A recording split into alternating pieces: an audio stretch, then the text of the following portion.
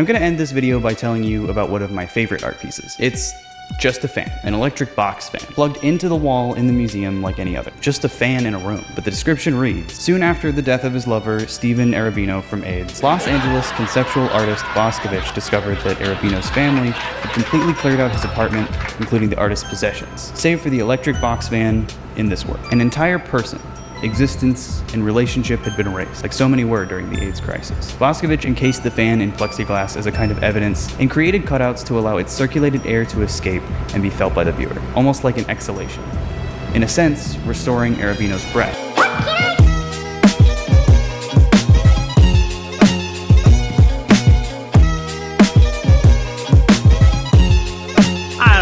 Rob's Media, guys, this guy is the unsung hero for reaction content. I don't know if we watched his Denims video on the channel. We're gonna watch some of his Eden video, some of his EthanIsOnline video tonight. Idiot influencers, I've seen a lot of people have watched this. I'm gonna be a little pickier with the sections, but we're gonna let it run right off the top because unlike everybody else that you've watched who's learned about EthanIsOnline in the past few months, I don't really know anything about the super mega drama, really at all. I missed it. I was not active. I was not streaming. I did not cover it. If I was active, I didn't really pay attention to it. So I don't really know anything about this. This is actually a completely new subject for me, mostly, because anything I would have known is already out of my mind. So this is actually a pretty fucking interesting video. I've been meaning to watch this on stream. It's been sitting in my docket for like the last month, but we finally have some time, and it's relevant because we're gonna go take some. We're gonna take a stroll down to the Klein path after this. We're gonna watch some Eden Klein next. Oh God, I just remembered they called Ethan Eden Decline. Now it's EdenIsOnline, and it. Oh no way! You could just steal the name. The name still works, dude. No, no. Oh my God, that's brutal. Okay. Ethan created his channel back in 2014, simply calling it Ciora. His early content is deleted, though the oldest video on his channel is from January 2017, when he was 17 years old. 27, like I'm looking at this content and it looks super old. I think this is literally a year before I showed up. And I feel like things looked higher quality. I don't know, but whatever. And honestly, these videos— actually, it looks like an old Tonka thumbnail, doesn't it? Doesn't that bottom left one look like an old Tonka thumbnail? The what is it? Minecraft? On his channel is from January 2017, when he was 17 years old. And honestly, these videos are alright. Nothing great, but hey, it's a lot better than when I was posting in 2017. Today I'm going to review the LEGO Set 8964, the Titanium Command Rig. No wonder Tom likes this guy. We covered the whole Kinetic Cal drama, and I think the only thing that really sunk in is Tom just found out there's a LEGO world, and he's gonna go there immediately. He's probably already begun the pilgrimage. Ethan was clearly inspired by the edgy commentary channels of the time, like iDubbbz and Ethan Klein, with his oldest public video being a rant about the channel Mr. Gear. He'd slowly start to post more consistently, though it's possible he deleted much of his older videos. It featured a mix of video game content, reviews, and short commentary style content. Most notable is— none of that's really super out of the ordinary. Most people try a variety of things. When I started my YouTube channel, I made like Review Tech USA style gameplay commentary videos that were really bad. You know, prior to the face cam stuff, I was just playing a video game in the background, talking about like a gaming topic. It's weird. Most people do gaming, just do drama because they can't do gaming, and I was doing gaming because I didn't know how to break into drama. Like, drama was always the end game. I think the first real video that got any views was I cut up a Tommy C call and I overlaid it on Adolf Hitler and made it so Tommy was debating Adolf Hitler. And that got me notoriety in Tommy's community, which ultimately led to him contacting me. So initially he reached out to me on St. Patrick's Day while I was belligerently drunk in walking down the street with a Guinness in my hand, and Tommy's calling me saying, hey, we have a spot open, would you like to potentially try out for the show? And I am fucking obliterated. This was my first time chatting with Tommy ever, and he called me personally, and I was just trying to hold it together and not sound like a complete retard while I was talking to him. And then ultimately he gave me an opportunity. I did a tryout and the rest is history. No, I'm just kidding. He hired an Asian guy and left me on the table. And then a year later, he brought me on for a co-host gig. I auditioned for Get to the Point News. That project with Blair, Illuminati, and Crimson Studios with Tommy. And yeah, he brought in an Asian guy. So because he said, I think the bit was, you guys don't think we're real news? Well, here's this Asian guy. He's serious. So yeah, eventually I did get an opportunity, and then I got on the stream, and I fought with Nerd City, and I became a YouTuber. But I mean, listen, everything happens for a reason. That's how it went down for me. This video on Onision. DEI at it again. Dude, Tommy literally is like the most... He literally DEI'd me. That's crazy. To see what Ethan used to look like. God, he looks like a normal person. What happened? They're good with the news. That's literally what he said. It's really interesting to hear Ethan give good takes, which is especially impressive since Onision wasn't as hated back in 2017. Still hated, but not as much as he is now. The problem with Onision is that the more you criticize him, the more attention you give. Holy shit. Like a toddler in this. Wow. You know, does this kind of look like Hempleton? Do you kind of see like Hempleton in this? Half the chat probably doesn't know who that is, but if you do know who that is, you kind of see Hempleton. Yeah. Fucking absorbs it like a cuck sponge. You cut off the head and 2 more grow back. But this time they're vegan. And there are a lot of why I don't particularly... Alright, this was around the time that Onision was widely hated. If this clip made it in the video... This time they're vegan. This was like, I guess the beginning, but the Chris Hansen stuff's in 2020. This guy was getting obliterated all through 2019. So I guess if this is 2017, we're just getting there. And there are a lot of why I don't particularly care for Onision videos out there. Alright, but we can probably skip his history. I don't think that's a necessary thing to watch here. Radicalized content. That's probably a good place to start. This is section 2. If you're gonna go back and watch, because I do recommend you check it out on the Rob's Media channel. Now, 2022 is when Ethan's content really started to shift in quality. They're still decent production-wise, but in terms of what he's saying, not so much. Now, the videos from this time period weren't really looked at with a critical lens, at least until much later. This is back before Ethan started getting into drama, or should I say, losing at drama he started. First, let's go over his video, The Most Insecure Men on TikTok, where he criticizes members of the NoFap movement, specifically the extremists of that movement, showing how hyperbolic they can be. My issue comes with the fact that Ethan is coming at this from the complete opposite extreme, as in, he's coming at this from someone who's way too sex positive. I don't even know how much money you spend on cigarettes, but you have to... I'm gonna hate this guy by the end of... Fuck, I'm gonna hate this girl by the end of this. I can already tell, dude. Oh, and how do you access it? Just type in a 7-letter website. Not to mention how so much harder it is to quit. Ashamed of themselves and ashamed that they have to masturbate because they can't get laid, and they want everyone else to feel the same way. Or maybe they want to help people? Because out of all the guys he mentions, only one seems to be a grifter using this to make money. These other guys seem genuine. They're just being exaggeratory to grab people's attention, just like Ethan. The real reason why I'm talking about this video is due to Ethan's takes on porn addiction. This is as good a time as any to talk about porn addiction, because what a lot of nofap dudes like to imply is that if you watch porn one fucking time, you're addicted. Like, it's literally a real drug. That is not true. Porn addiction is actually one of the most over-reported... You know what's... Porn addiction? We're talking about porn addiction. I'm gonna just stitch that into the Bo Blacks VOD, and forget that we had this when I edit this later.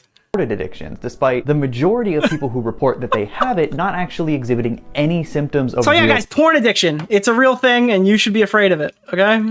It's just like heroin. Porn addiction, to the point where there are prominent psychologists and sex researchers who argue that porn addiction isn't even a real thing. So comparing porn addiction to something like actual hard drugs... That was like psychological horror. Dude, there is some crazy shit that you'll read online. You never know if it's real or not, but like... It sounds real enough that you can kind of engage with it and think about it, you know? Insane. If you heavily drink every single day for 20 years, and then one day you just stop out of nowhere, you will die. And the same goes for... I don't know why I was thinking like water, and it's like... Obviously he means alcohol. Okay, alright. Most drugs. You can stop porn anytime you want. Just because it's difficult doesn't mean you're addicted to it. Okay, let's break this down. Dude, Ethan is insisting this is why I pulled this up. Doesn't Ethan sound just like the heroin person from Reddit? Now I can make a reference to that. This is literally the way the heroin person on Reddit was talking. And then one day you just stop out of nowhere, you will die. And the same goes for most drugs. You can stop most porn anytime drugs. You want. Obviously, I imagine that Eden's not talking about heroin, but like maybe coke. Dude, I know this person. I can't even specify what they do, but this person moved away from home or whatever, and they have a job that's like certainly a job that you should not be hitting bumps of coke on the weekends, and they do this all the time. I don't understand how they do it. Just because it's difficult doesn't mean you're addicted to it. Okay, let's break this down. Ethan is insisting that addictions to adult content are overreported and might not even be real. His evidence being this insider article that he doesn't even source in the description. But don't worry, I did. The reason why these psychologists and sex researchers say these addictions aren't legitimate is because they aren't listed on the DSM-5. Isn't it? Oh, no, not the DSM-5. Please, God. YouTubers, please stop quoting the fucking DSM-5. But, like, isn't it because it activates the same nodules or whatever in your fucking brain that drugs hit or something? Fucking DSM-5, dude. It's not as bad for this one. This is actually kind of relevant, but it's always like, actually, guys, the DSM-5 says the definition of pedophilia is, and it's like, oh no. It's actually not pedophilia, guys, it's pedophilic disorder. The DSM-5 is a book detailing mental disorders, which does list addictions to video games and gambling. The reason why adult content addictions aren't listed is because this book was written in 2013, with slight revisions in 2022 and 2023. This means that the main source for this claim is outdated, and several studies have since proven that these addictions are legitimate. It's about dopamine hits. Yeah, I mean, people can get really... I think dopamine hits are very important when it comes to, like, the concept of addiction. I think that's a very important part of it. Oh, the Rangers have scored. Library of Medicine published the study, Neuroscience of Internet Pornography Addiction, a review and update in 2015. It appears to be 2-0 or 2-1 or something. I don't know the score. I'll link it below, but essentially it states that these sorts of addictions are comparable to other internet addictions. You know... It's about to be the DSM-6? Oh no, dude, they're dropping a new album. That's crazy. The ones that are mentioned in the DSM-5. And most people of common sense can see that, but Ethan's out here with the, actually.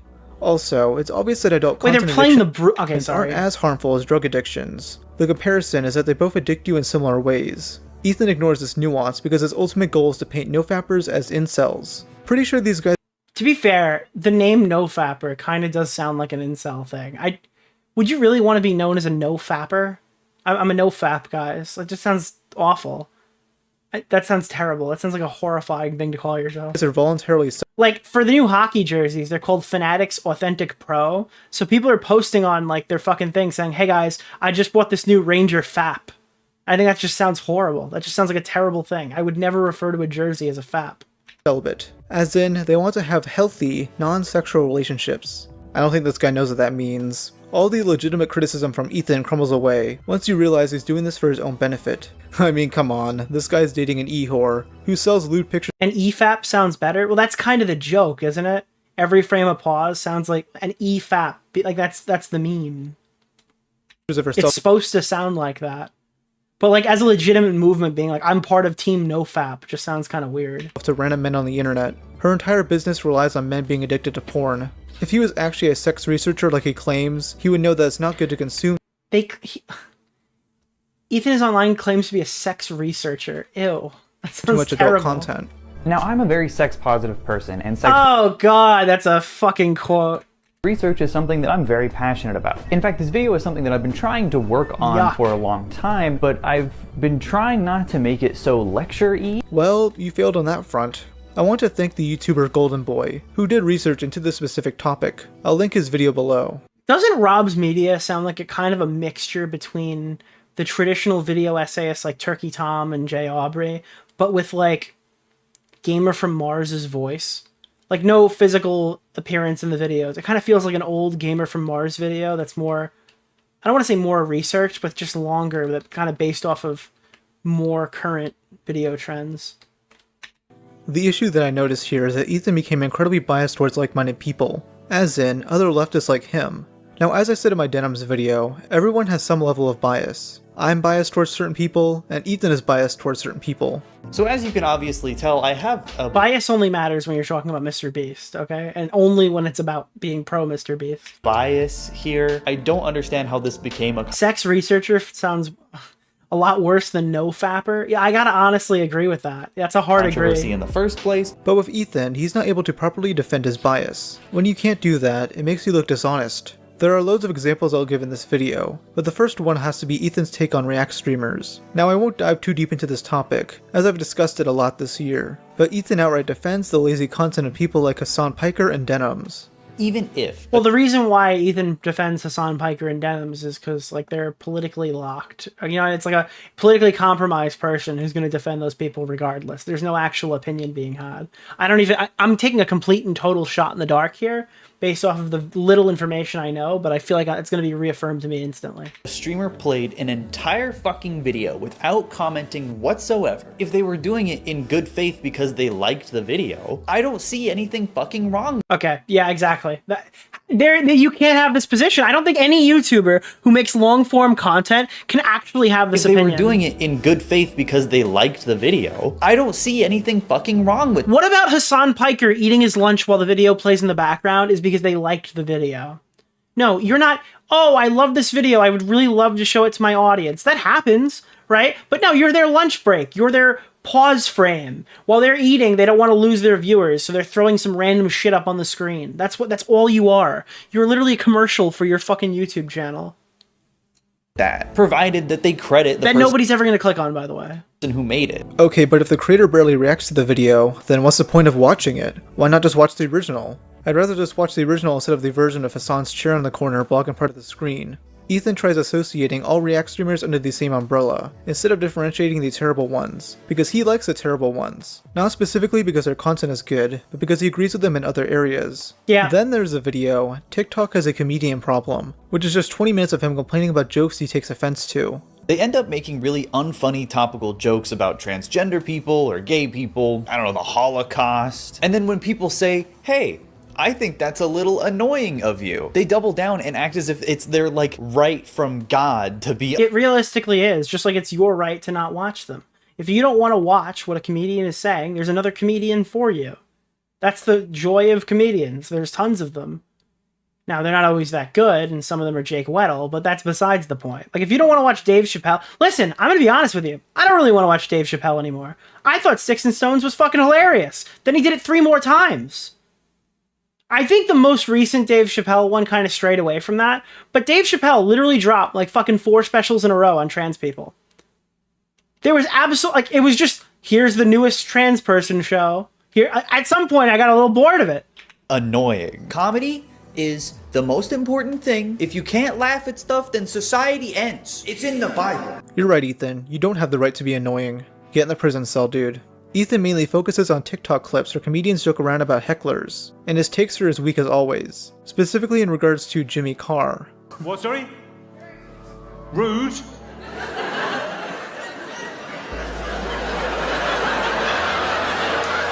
sorry, when I said there's an ugly woman at the back, you went, hey, he's talking to me.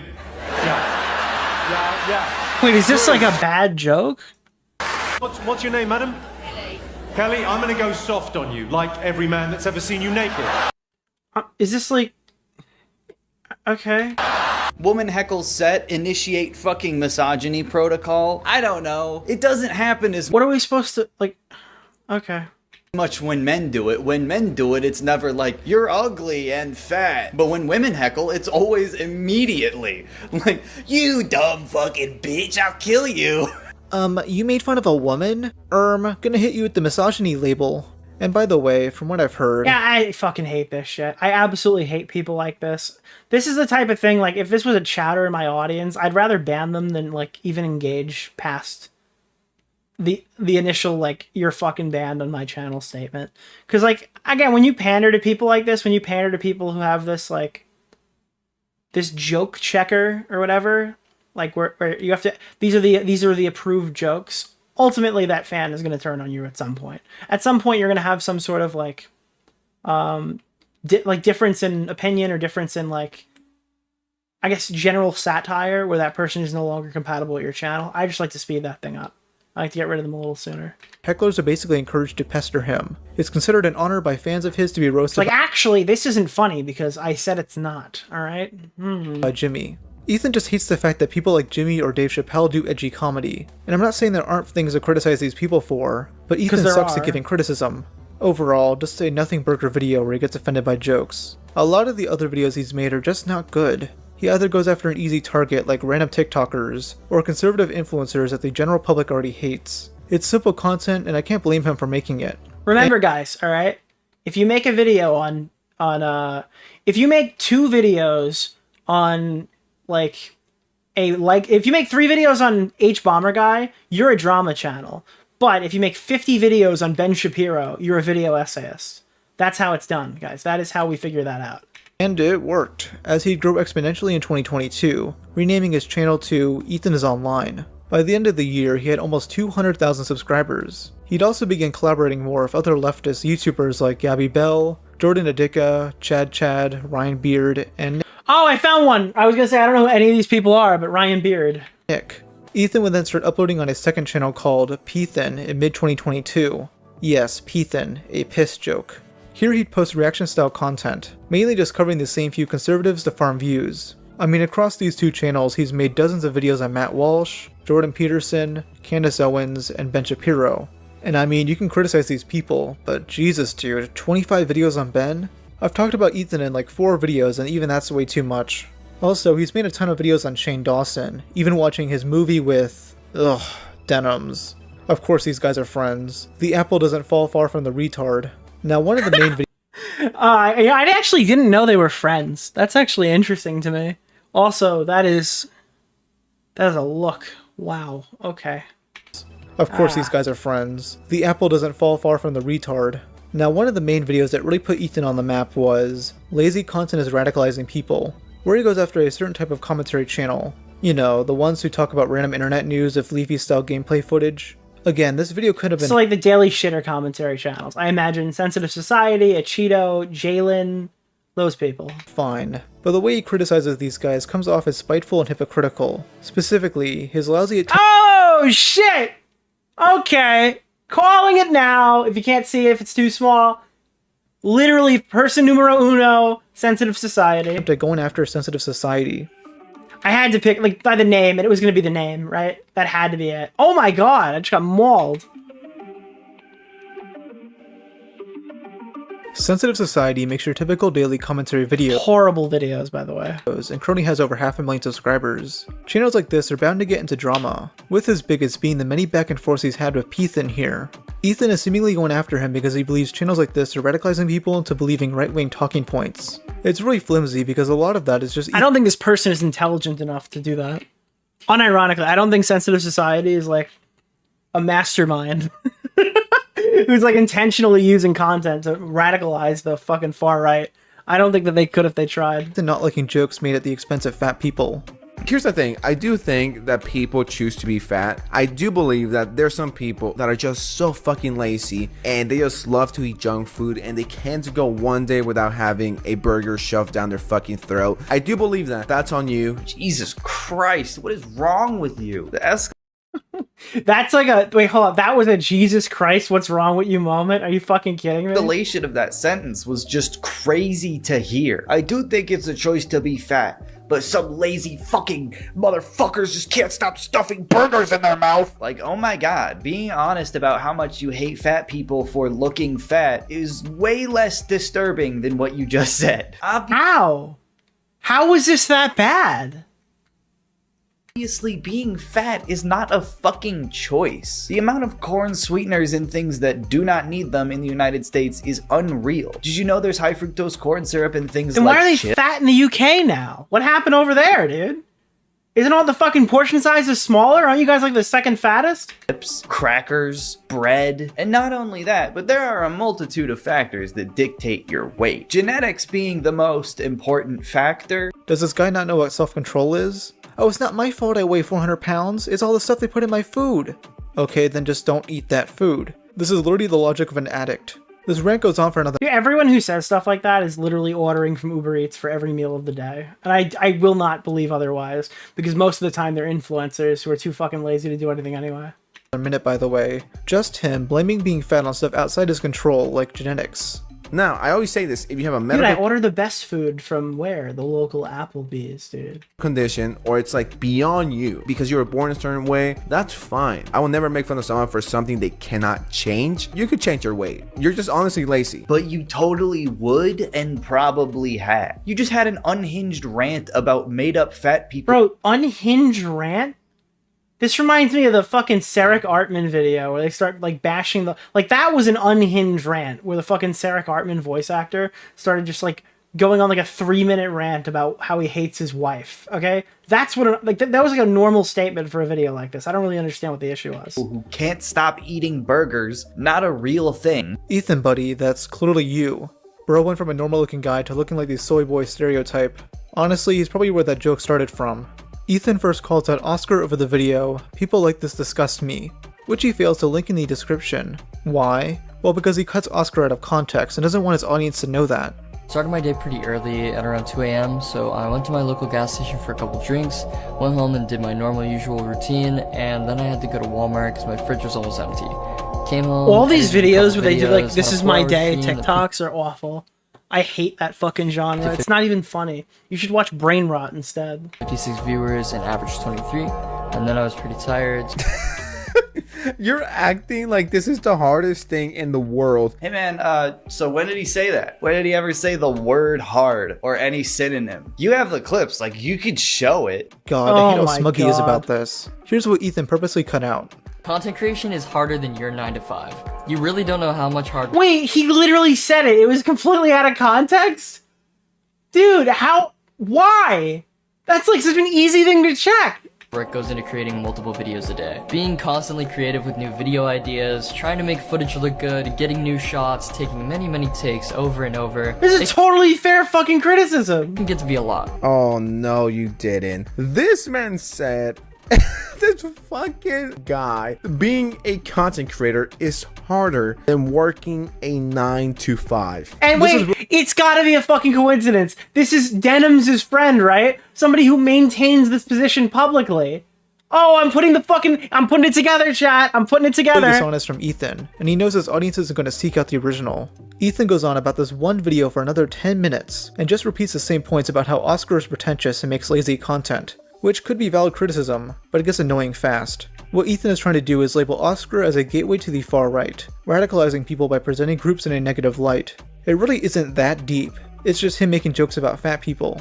Ethan tries to compare this behavior to libs of TikTok. It's an extremely common line of logic with trans people. The entire Libs of TikTok Twitter account is dedicated to that same logic. You see one cringe non-binary teenager on TikTok. People are saying the video in itself was a joke and both of them took it literally. That's perfectly fine. But I do think that like Ethan's position specifically is that like this content creation thing is hard because it doesn't seem like he really strays away from his friends in any other position that he's given so far. I am almost positive that that's going to be his take, and that's probably why he's so defensive over it. If he's ideologically locked and can't criticize Hassan Piker getting up from his chair and walking away, I really struggle to see how he's going to be looking at this in like rationally or whatever.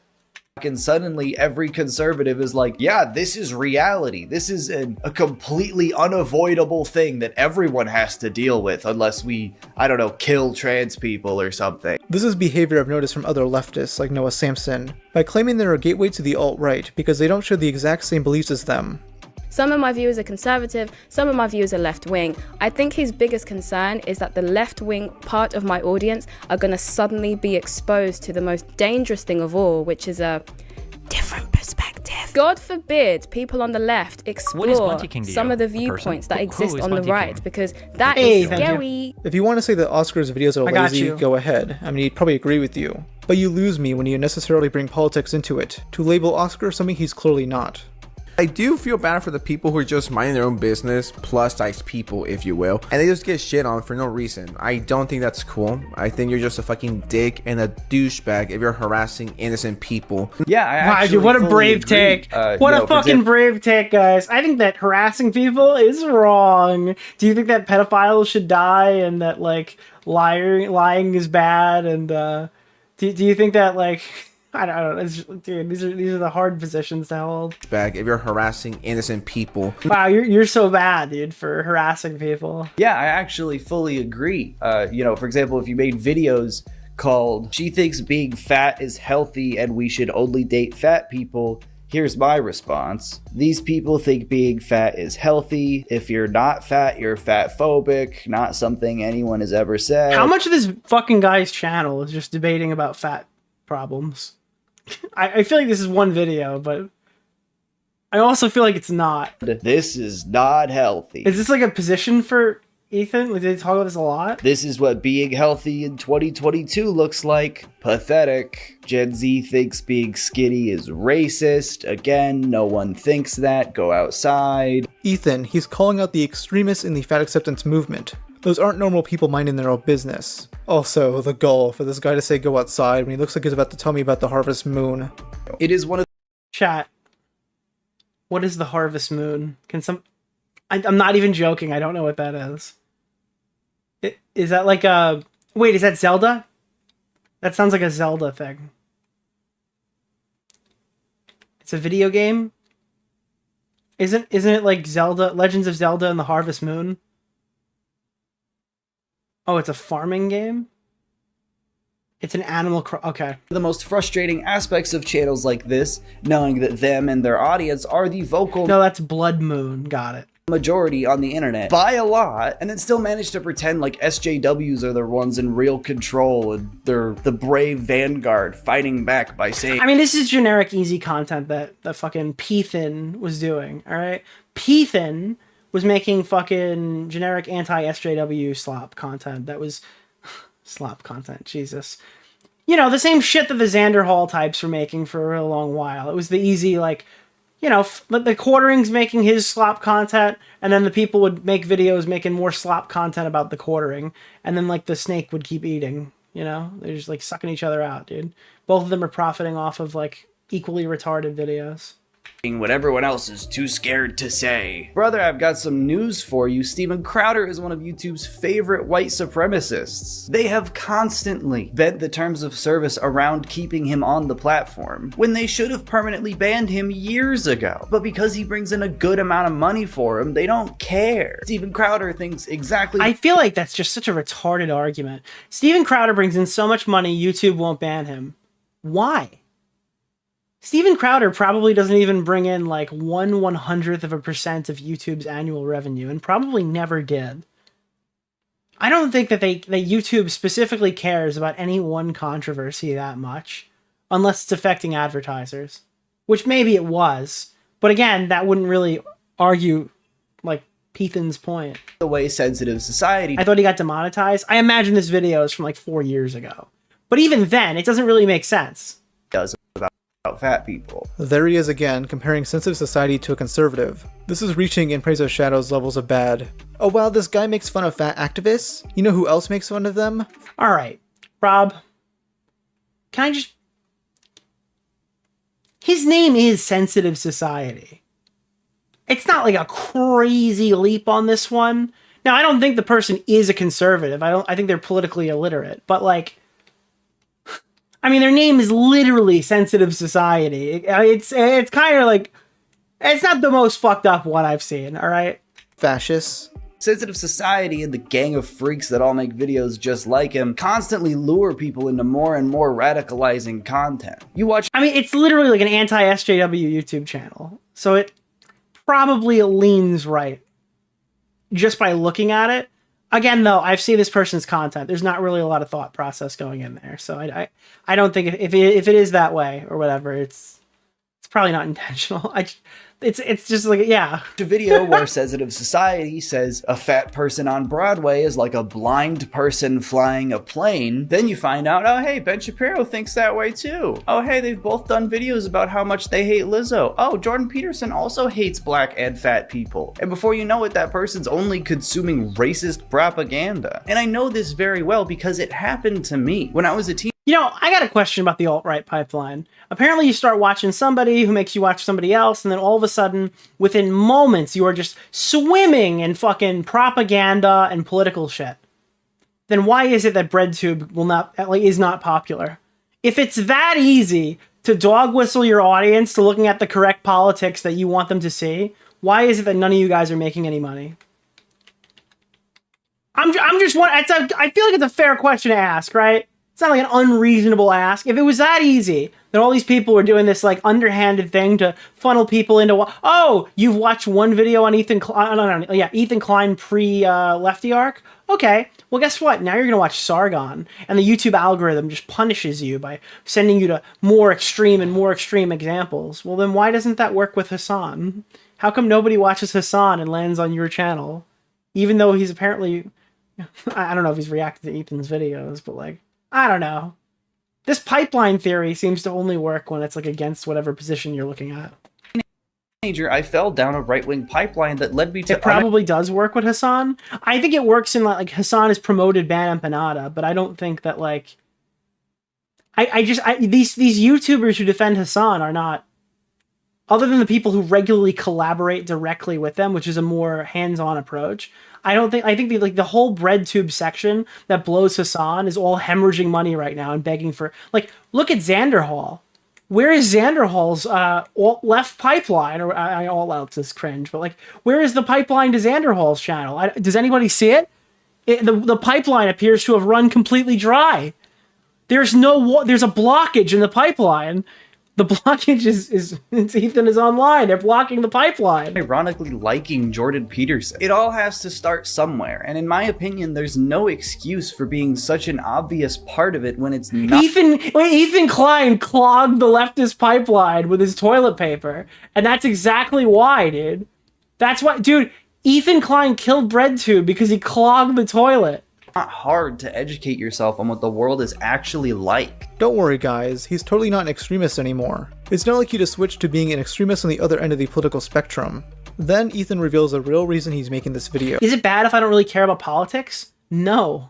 It's not bad at all. In fact, you're probably one of the more normal people. I'm sorry, especially because there's politics and there's online politics. All right, I've never thought about politics as much as I do when I'm forced to talk about it in YouTube drama. Oscar made a video criticizing Nick. This is like a discount Cody. Oh, okay, not me. Okay. There's something about him that's really punchable. He's everything I hate, and someone who most likely would have gotten bullied in high school for being an annoying, pretentious prick. Yeah, it's a fantastic quote there. Real insightful commentary, sensitive society. That is a video essay. It's just so exhausting to hear people flounder around to try to find reasons. But you're floundering now. It's like retard versus retard. Reasons to hate Nick and his content. Like, you could be jealous that he makes real videos. That's fine. It's okay. Just be honest about it. Oh yeah, real content like the epidemic of fake beanbag reviews and role-playing stinky TikTok POVs. Oh, it's Nick is not green. Got it. Ethan then discusses Oscar. That guy sucks too. There's coverage of Sneeko's ban. Oscar makes it clear that he does not like Sneeko, but doesn't like that Nick is telling his viewers to mass report Sneeko's channel. It's a very touchy subject, and I'm not going to dive too deep into it. Should Sneeko have been banned for saying those things about Chad? Probably. People just didn't like how Nick was going about it. My issue with deplatforming Sneeko is that it feeds into his persecution complex, and isolates his audience to other platforms where he can radicalize them. Ethan focuses more on defending Nick instead of being nuanced. Oscar's take isn't that great, but he's not supporting Nick is not green as part of Super Mega. I do know that. I know kind of like the general plot lines of what occurred. I just don't really know the details. What Sneeko did. He disagrees with both sides. 2 weeks later, Oscar would respond back with a video humorously titled, "Addressing the Allegations Made Against Me." To make things short, Oscar thinks making his How is that? Oh. videos out to be political is dumb, and he agrees that his content is lazy. All you need to do is keyword search a woman through any of these weirdos' videos and it kind of tells you all you need to know. It's lazy content, let's not beat around the bush here. Yeah, you're damn right. It's lazy content, and I've said this many times that I make in about an hour and a half. I don't know how this is an insult. Like, I've never hidden the fact that it's easy, lazy content to make. Don't get me wrong, I love making it and it's really fun. I don't even necessarily have a problem with lazy content as a rule, but do you really have to exclusively talk about e-girls and Yes, because that's what makes money. and OnlyFans girls and Yes. Wait, yeah, specifically. Wait, why not OnlyFans girls? They literally put themselves online for money. Why can't I talk about them? trans. Your whole thing is literally just like, hi, I'm a woman online. Send me money. I'll show you my pussy. So does that make you uncriticizable? People and fat people. Is that like really? Do we really need to hear more weird? Well, it sounds like this person doesn't want people to you don't want to bully any intrinsic traits. So clearly they must be against like pedophiles. I'm just joking because I saw the reference. Apparently they fight with Alex Rosen in this video. That's why I said that. I might jump up you there. really have to talk about incels and... All right, so I'm going to jump up to... I don't care about brain rot essays. The super mega conspiracy, because I'm actually most interested in this section. So I skipped about a section and a half. Feel free to look at it. Rob's Media, by the way. Rob's Media.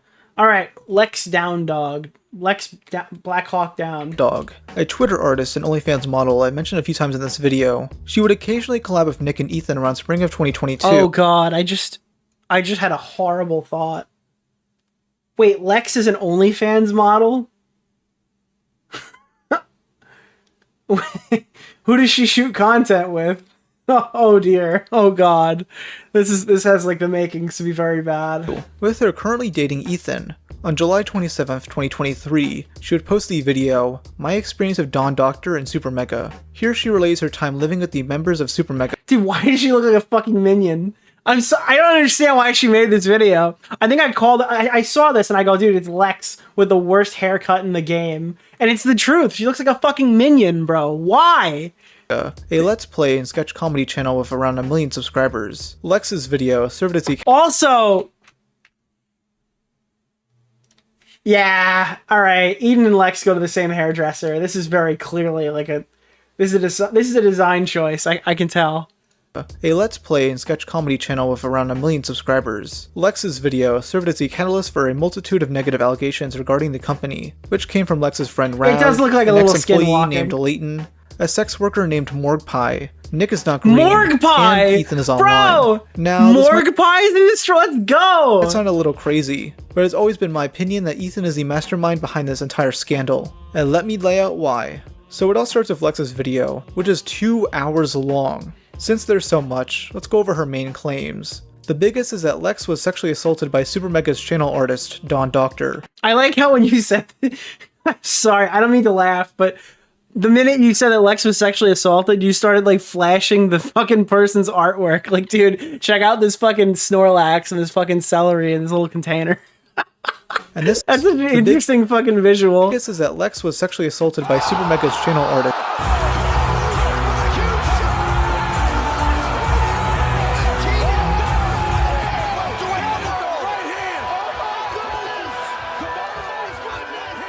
Sorry. Dawn Doctor, and this event was covered up by the company. She tells the story of her relationship with Dawn, meeting him online around 2018 and soon dating him. They wouldn't meet in person until late 2021. As they both do art for the book, Super Mega Saves the Troops. And for those wondering, the book is about the founders of Super Mega, Matt Watson and Ryan McGee, trying to kill Osama bin Laden. Both Lex and Dawn would stay at Matt's house, where Lex claimed she was sexually assaulted. Her and Dawn wouldn't talk about it until half a year later at Creator Clash, where Dawn was remorseful. What year was this video made? This is recent, like a couple weeks ago. Assault. She would soon tell Matt and Ryan, though claimed that the latter was more interested in preserving the Super Mega business. Lex even says Ryan referred to the company as his magnum opus. She says Super Mega were actively covering up the assault, and there was even a mishap where Dawn and Lex were at the Super Megaplex at the same time. Dawn would eventually be fired, as Matt and Ryan believe Lex's story, though she claims they'd grow distant over the next year. Lex also claims she was sexually assaulted by... Wait, so they did fire the guy? I didn't realize that. I figured that he was still staying on. That was why it was a problem. So they actually did fire him. Jim, another Super Mega employee. After a party at the Super Megaplex, Jim gets Lex to open up about the Dawn situation. Lex herself says that he was drunk, and he started flirting with her after she told her story. They make out, and he walks over to an office closet, getting her to come in with her to continue kissing. My question is, if she didn't like this, why did she go to the closet with him? She acts like she has no choice here. Also, Jim was drunk by her own words. He wasn't in the right headspace. The third major claim is that Matt and Ryan made her homeless. They were letting her... I mean, I feel like that's pretty reasonable, I guess. Again, I don't really know the allegations, so I'm not going to make any hard claim here, but... live at the Plex rent-free, though she complained about how much of a mess it was. Her and her friends... It's presented in a reasonable way, I'd say. Go on a road trip across the West Coast, where their Jeep would get robbed. She claims Matt and Ryan laughed about that behind her back. Lex was basically wasting all her money on weed and Uber Eats, becoming a freeloader. Oh look, every YouTuber who didn't contribute much to Super Mega. I mean, she wasn't even an official employee of the company. Matt and Ryan nicely pushed her to move out, and even offered to pay rent on a new apartment so Lex can I'm starting to see what happened here. get back up on her feet. She declined, and begrudgingly moved back to Tennessee. That's pretty much the whole video, though Lex throws around other random claims to make Matt and Ryan look as bad as possible. My birthday was a couple days after, and pretty much no one came to it. Nothing against anyone, really. It's Dude, no one went to my birthday party? What the fuck? it's when I started to realize that things were weird. She's just flinging shit at the wall to see what sticks, and never takes accountability for her own actions. She always blames someone else, even claiming Bro, you guys never went to her fucking birthday party, you pieces of shit. Dawn No wonder she accused you guys. forced her to leak her own nudes. He would message me and ask me if it would be okay if I would send him the files from the Patreon. And I would be like, you mean the old ones that you're sub to? And he was like, no, new ones, or all of them. I didn't want to, but my boundaries were so poor, I said, yeah, anyway. Wait, what? At this point, we had talked enough that I thought he liked me, so I was trying not to assume poorly of him, because I just genuinely didn't think he would do that, and then he did. So he was letting me leak my own nudes to him. After this, Rav would post his own statement. No. What the fuck does that even mean? I'm sorry, I gotta hear that again. All of them. I didn't want to, but my boundaries were so poor, I said, yeah, it would be okay if I would send him the files from the Patreon. And I would be like, you mean the old ones that you're sub to? And he was like, no, new ones, or all of them. I didn't want to, but my boundaries were so poor, I said... Wait, what? Why did she send her nudes to this person? She calls them the files from the Patreon, but it's also, it's wait, what? This is ridiculous. Yeah, anyway. I'm sorry, dude, online sex workers are I don't want to say they're not real people, but this is not a real issue. This is fucking crazy, dude. I'm so, how do you accidentally send a giant folder of your nudes to somebody that you didn't actually want to send them to? This is so unserious. At this point, we had talked enough that I thought he liked me, so I thought he liked me, so I just dumped him a file of my fucking nudes. What? Trying not to assume poorly of him, because I just genuinely didn't think he would do that, and then he did. So he was letting me leak my own nudes to him. After yeah, no, that was you. You did that. That's stupid. This, Rav would post his own statement supporting Lex. Leighton, another Super Mega employee, would go live on Twitch to tell his story. He claims the duo were homophobic to him, would sexually harass him, and that Matt would misgender his partner. Wait, wasn't this Leighton person the one who totally fucked over everybody and blew up the investigation? Because people were all super pro the Lex person, and then Leighton came in and that went, wait a minute. What the fuck happened here? And they re-questioned the entire thing. Did a stream, saying she had a one-night stand with Matt. She also says Matt was cheating on his girlfriend during this, and names that girlfriend for no reason at all. Then, on the 29th, Nick Is Not Green would make a video detailing the entire situation. It's incredibly biased, and features multiple personal attacks against Matt and Ryan. Shocker! Loser made loser video. And my favorite post right here says, rape apologist gets what he deserves. And it shows Matt getting the absolute shit beaten out of him. Wow, that's really helpful there for the overall. Yeah, dude, thanks. Let's just... Imagine if I put this in my video on Mama Max. It's here's a video of Mama Max getting beaten by Muhammad Ali. Yeah, guys, it's crazy. Let it play a couple more times. We can keep watching it.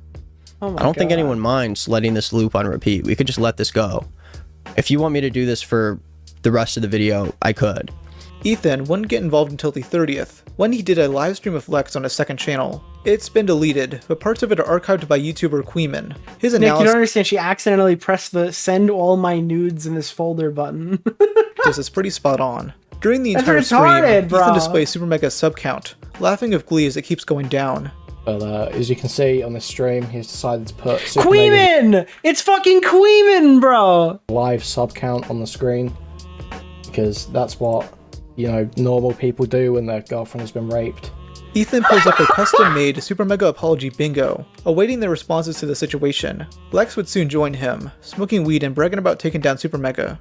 They promote Nick's video on the situation, citing it as the best coverage of the story. What happened with Super Mega? Listen, Nick made a video about it, but all you need to know is that they're bad. Go to their subreddit. There's plenty of information.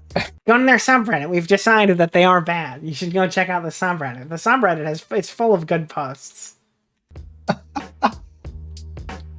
What a sack of shit, man. What a sack of shit. But Nick, my friend Nick made a video about it. You can go watch that. It's called Super Mega is full of horrible people. But all you really need to know is they're bad. Just listen to me and accept. Right, this fat fucking freak. Google Super Mega subreddit and go there now. Look at anything. Look at the first post. It's been trending all weekend. It's funny how fast everyone turned on Super Mega. Yeah, and I think that goes to show, right? It's kind of self-fulfilling in a sense. Ethan also promotes his new music of Queef Jerky, calling it the song with who? Who the fuck is Queef Jerky? The summer. Pineapple Upside Down's blowing up. Yeah, it's the song of the summer. That's why. No, that's great. Pineapple Upside Down. Ew. It's a banger. Filming that one was fun. That song smells bad, okay? Yeah, we filmed that together. Wait, he has a band. Wait, Ethan is online at a band, but Nick is not. Do they break up? Are they still a band, like right now? My first music video I ever made, and I basically like directed it. I had so many shot ideas, and Nick gave me the director's credit, so 143K. Wait, I'm so sorry. What? I didn't know any of this. Just the song of the summer. They broke up? No, not Queef Jerky, dude. Y'all smoking mid? Bro, every day. I love smoking Wait, mid. I'm so confused. Is it making jokes at women's expenses misogyny? Why is their whole band based off of like a woman's fucking queef, dude? That's weird. Yeah. Oh my god. Are done. Nick? I really like. I love smoking mid. Me when I get a lobotomy. You sure you haven't had that lobotomy yet, Lex? This stream reveals Lex and Ethan's true intent, to ruin Super Mega. Instead of focusing on the person who assaulted her, they'd rather go after the bigger names tied to the situation to ruin their careers. These are serious allegations they are spreading, yet they themselves don't take it seriously. And guess what? This isn't even Ethan's first attempt to cancel them. Before 2023, Ethan was a big fan of Super Mega. In fact, he posted about them quite a bit, even trying to get Nick to go on their channel. Things soon changed in April 2023 when Leighton got fired. He made various allegations against Super Mega, which Ethan happily spread on Twitter. Fans of Super Mega have been harassed. So basically, these people were totally cool, and then people got fired from the company, and then it became like a crazy shit show, I imagine. My friend Leighton nonstop after he came out detailing one of many disgusting cases of homophobia he and many others witnessed in their office. His is not the only story, and everyone defending them will look very, very stupid very soon. He continued with, "This sounds like some I'm Alex shit. Like, I swear to God, if any single person thinks you're gonna defend him, or no, attack him, I swear to God, your career will be fucking ruined, mate. I'll come for you myself." I'm just as disappointed as many other fans, Leighton included, but I refuse to make excuses for racist, entitled dipshits who hurt people. If you see people getting quiet right after speaking on things like this, remember how lawyered up YouTubers can be. Ethan also alludes to Chuck E. Cheese's middle name, a joke Matt and Ryan would tell. Since you're fucking stupid, I'll explain the joke. Chuck E. Cheese's middle name is the N-word of a hard R. Wait, what? No, it went. What? What? How? Why would Chuck E. Cheese's middle name? It's E. It doesn't even start with N. What? No, that's not what that is. A fucking stupid, I'll explain the joke. Chuck E. Cheese's middle name is the N-word of a hard R. A joke I heard multiple times while around their office, as have multiple other. How would it be the people? This is absurd. This person is terrible. They should be like literally banned. Nick would chime in, stating, "Sounds like a really cool fan base." Dude, Chucky N-word cheese, dude. Like, what the fuck? That constantly defends two white dudes who have a horrible reputation behind closed doors. Many ignored this, pointing out how unhinged Ethan sounds. One user even wrote, "Okay, and didn't Leighton say an anti-Semitic slur? Good to know, you're willing to overlook anti-Semitism, Ethan. Great job." This was definitely an attempt. Dude, that was way before the Palestine conflict. I don't think anyone would be tweeting anything like that in current day. To cancel Super Mega, though it failed due to how untrustworthy Leighton is. Lex's story was a clear opportunity to try again, and it worked at first. Ethan would gloat on Twitter, harassing Matt by saying, "Hey man, saw your girlfriend post this on a private. Can't wait to see the You're saying, oh, N-word, I didn't get it. Okay, I understand it's probably N-word, E-N word, right? But where does the hard R come from? That makes no sense. Response debunking everything instead of an apology. So Ethan is going after the guy's girlfriend, who, you know, isn't a public figure. So you're saying it's Chucky N-word hard R cheese? That's the joke? The one who was brought up by Morgue Pie for no reason. The next day, he tweeted, Dumb frack. I was literally in a fucking fraternity. I was a vice president of my fraternity. Nobody made a joke like that once, ever. That is just a really shitty joke. In case he missed it since he unliked it, Tough Guy over here was liking pics last night of Tony Soprano killing someone who read it on Bro, that's not what a frat guy looks like. What do you... Neither of them. Behavior from a guy who was knocked out in 20 seconds. I cannot imagine more pussy behavior. Jeez, talk about schizo posting. All he did was like a frame from a show he enjoys. Who cares? This isn't like when Noah Samson liked to tweet about wanting Vosh to be killed. This time, it's completely innocuous. Ethan is just trying anything at this point to make them look like freaks, when in reality, he's the freak. Matt and Ryan would finally respond on July 31st, making 2 separate videos. First is Matt, who admits that he could have handled the Dawn situation better. He claims that much of what Lex said was a misinterpretation of events, and that he could have been more clear to her. Matt showed evidence for this, and brought up how Lex didn't want any of this to be made public. We never stated our reasoning for cutting contact. Wait, Lex didn't want to be made public. She made it public. That was Lex. Lex did that. Lex did that with her video. With Dawn, or removing him as the channel artist, because Lex had not publicly talked about this, and she expressed that she did not want this to be a thing that was public. We felt like it was not our place to address someone else's sexual assault. Who is a barber hated more, Mr. T Lexify or Lex Updog? and give that as the reasoning for removing contact with Dawn. We figured that as long as he was gone and we weren't working with him, you know, that was our response. The last thing that we wanted was to bring attention to something that Lex did not want attention brought to. Matt gives additional context to why they became distant with Lex and Rav, and says they did not try to make them homeless. Shortly after they made the decision to voluntarily leave the office, we did not throw them out, we did not make them homeless. Here is a text message where they're talking about leaving the office. He then addresses... Wait, I'm sorry. Is that Dream? Is this Dream's face? Why is one of their... is that not Dream? It looks like Dream with a beard.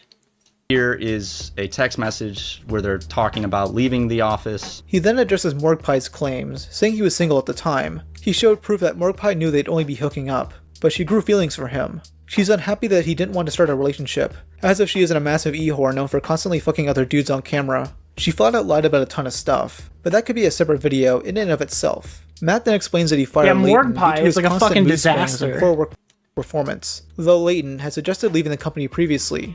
He brings up the claims of homophobia, claiming that Leighton encouraged these jokes and took part in them. Here are screenshots from several occasions where I made sure Leighton was comfortable with these types of jokes, to which he always replied yes, and even in one message said it would be weird if we stopped. In this message, Leighton says he sees no issues with the jokes. Here he says he feels more comfortable around us than anyone. And I said, real talk, we absolutely love having you as a part of Super Mega. You've completely revolutionized our company. Leighton responds by saying, I love all the gay jokes you guys throw at me. And I said, you're a crucial member now. If they're ever too much though. Oh my god, this is ridiculous, dude. I love all the gay jokes that you throw at me. What the just tell fuck us. is that? And he said, I'm so fucking happy to Who hear writes that in plain English and then starts a fight? that. I fucking love working with you guys. Nah, you guys have never offended me. I think Justin is nervous that it'll come. This is like the worst case scenario. Like when the fucking lawyer comes up to you, all right, what do they have? Off as homophobic, but I love you guys and the gay jokes. It would be weird if you guys held back, LMAO. I jokingly said screenshotting all this to cover my ass, which he said LMAO to. Wait, this is like the worst thing I've... Oh my god, what the So, fuck? yeah, those allegations Ethan were spreading... Thank you for the raid, Chris.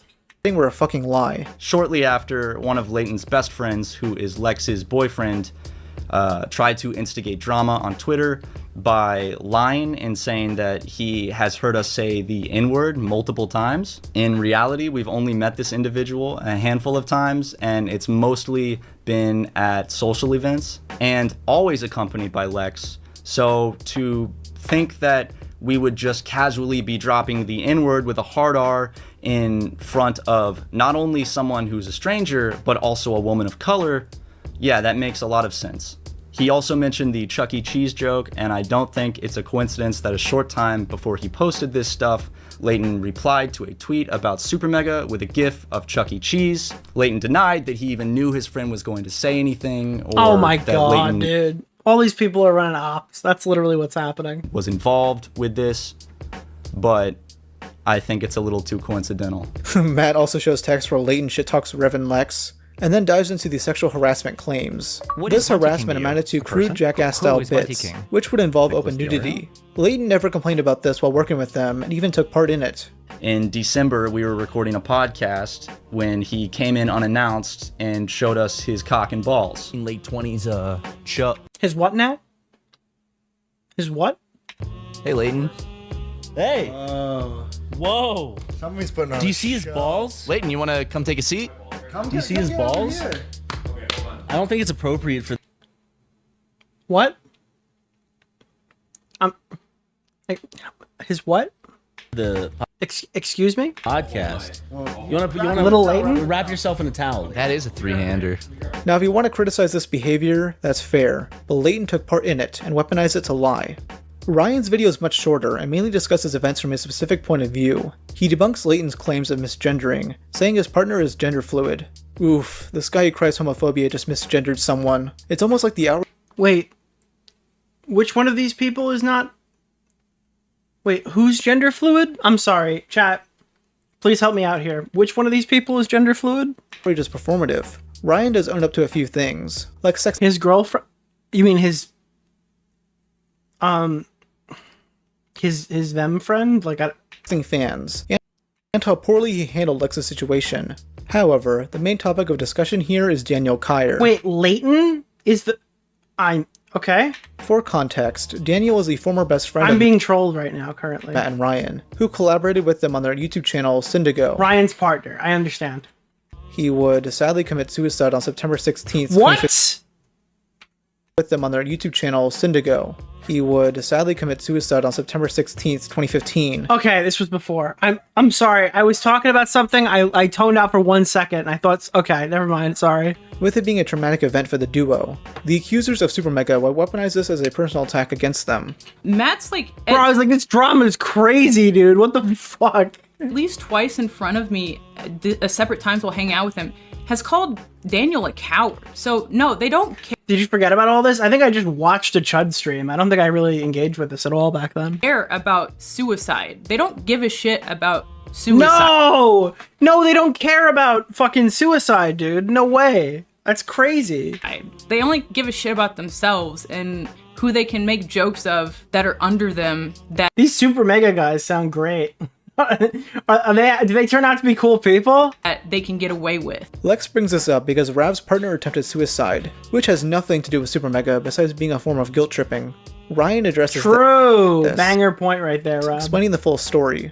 On September 16th, 2015, while Matt was in South Carolina and Mark was at work, I found Daniel unresponsive in his room due to an apparent suicide attempt. He was taken off of life support on September 18th.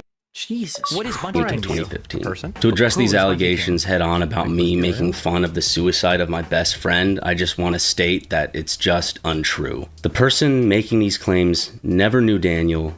They definitely were not a part of the group that experienced the trauma of losing him.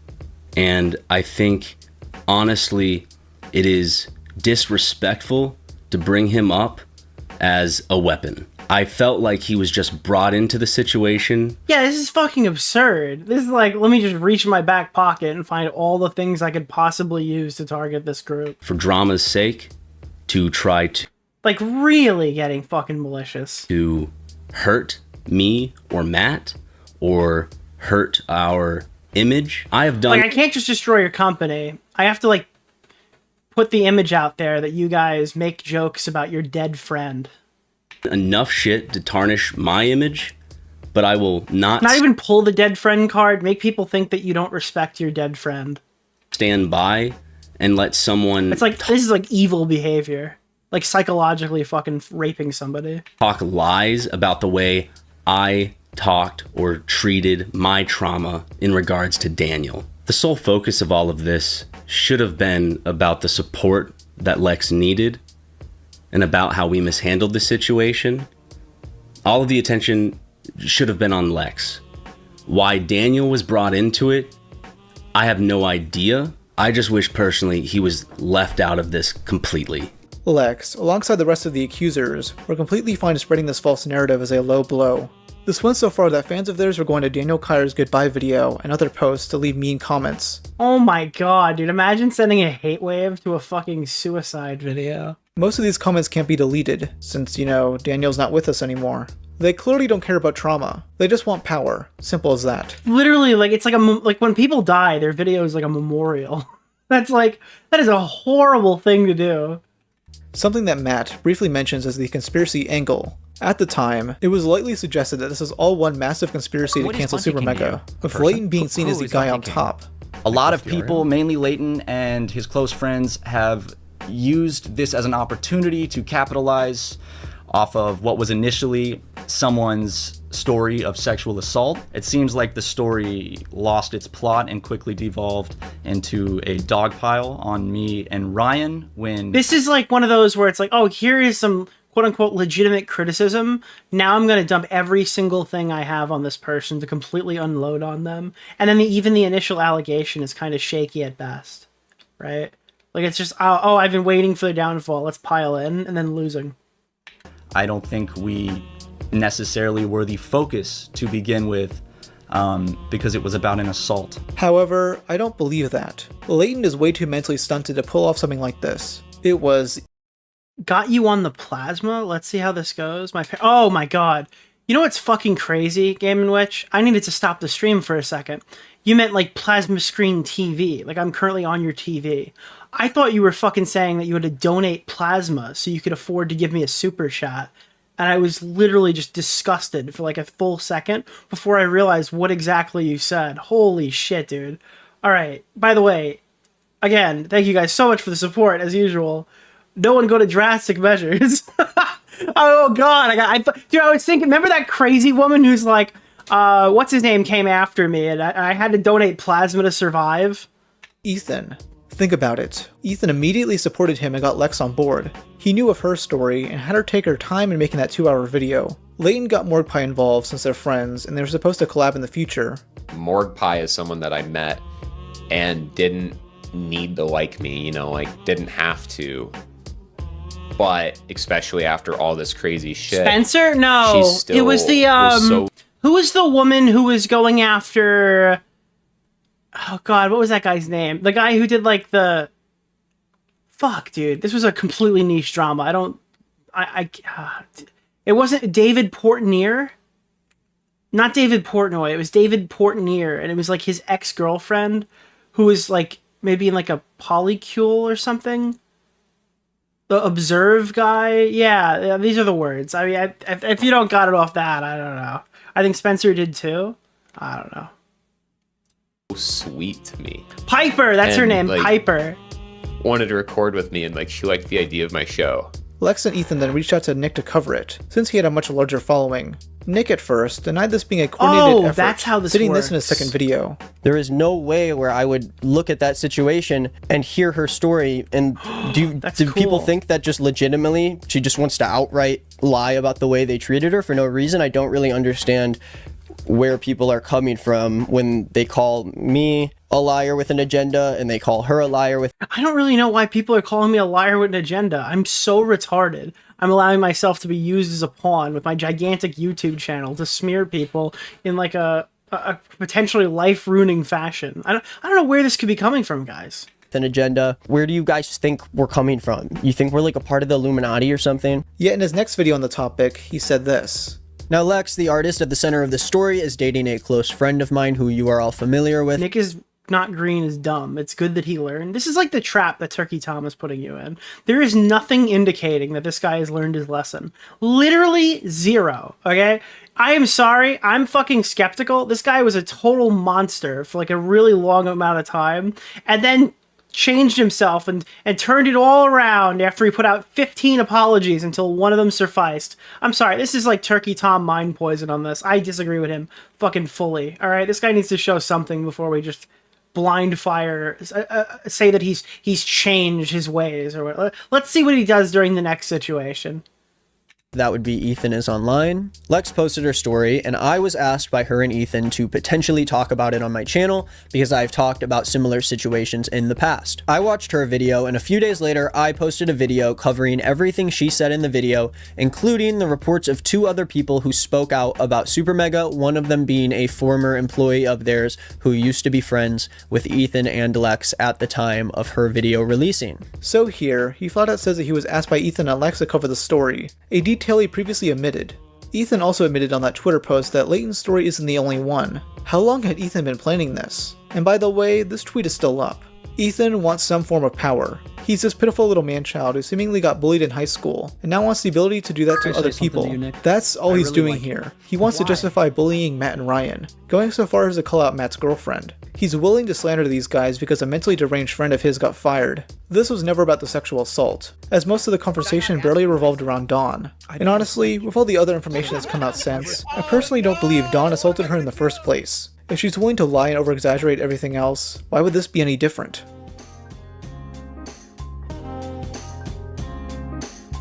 Following these responses, things started falling apart for the accusers against Super Mega. Morgue Pie stopped addressing it, going back to sexualizing herself in front of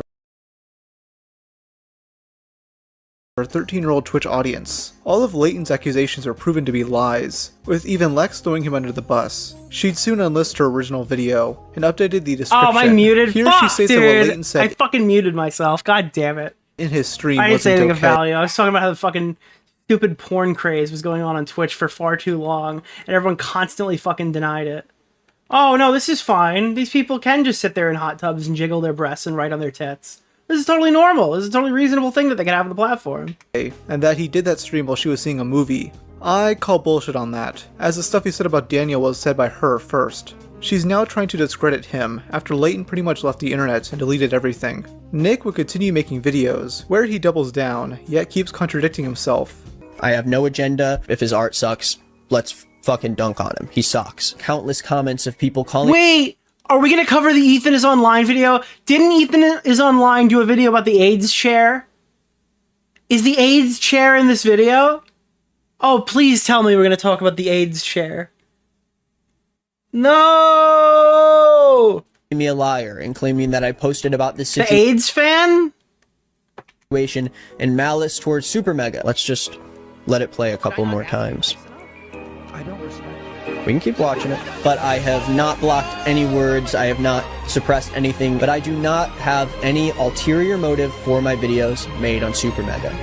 Really not something to be that Yeah, I don't believe you. Let me pull up what's next. I'm gonna do one more. Yeah, this is what I wanted. I want to watch the Alex Rosen thing, because I have a clip I need to pull up. On March 3rd, 2024, Ethan would upload a video to his Ethan channel. So this is the one where he was like, and again, I don't have a crazy different take at this. I don't know if it was at this point, but I've had a similar take about Alex Rosen. Back with the whole EDP445 thing, I think that was a complete mess. There were clips of him showing up where he's like fucking telling a pedophile that if he boxes him, he won't go to jail or whatever. The guy wasn't doing it the right way for a while. And you know what? I didn't know how young he was. Apparently this guy's like, what, like 24, 23 now? Or whatever. The dude is like the best predator hunter I've ever seen at this point. He always is updating people on like catches and stuff and giving like conviction updates. He's got a website where you could track all this information, right? He's like 24, 25. Yeah, like this is the only guy who's hunting these fucking pedos who's actually getting like shouted out by his local police department. Like he's just totally not like an absolute hazard. He's managed to become like, I guess like the ideal person to do this job when so many people fuck this up dramatically. Called Hunting Predators for Clout. This is actually an edited down segment from my live stream. And I'm glad, because I can't imagine sitting through an hour of this. Yeah, if he's like 23 now, how old was he during EDP445? That was like a tremendous undertaking. He doesn't take off days. He just sits inside on the internet, probably scrolling Twitter. The guy came out of the womb with a beard, true. All day long, talking to fucking pedophiles on Facebook, pretending to be a minor every day. Unwell. This video was meant as a hit piece of sorts on Alex Rosen, who who some know as Chet Goldstein. Alex became infamous due to his sting on Cupcake Muncher EDP445. While Alex and his crew did expose him for being a pedophile, many rightfully criticized him for his poor management of the case. Yes! EDP would never end up getting legal repercussions because of this, and many began looking into Alex's online past. For instance, Alex has a history of making edgy prank videos, like when he called a Black Lives Matter hotline to spout the gamer word. He also recorded a video of him telling a woman that he had a child locked in his basement. Holy shit. It's a window in the basement. I provide her with plenty of D, just not the vitamin part. Oh no, that's not good either. Oh, really?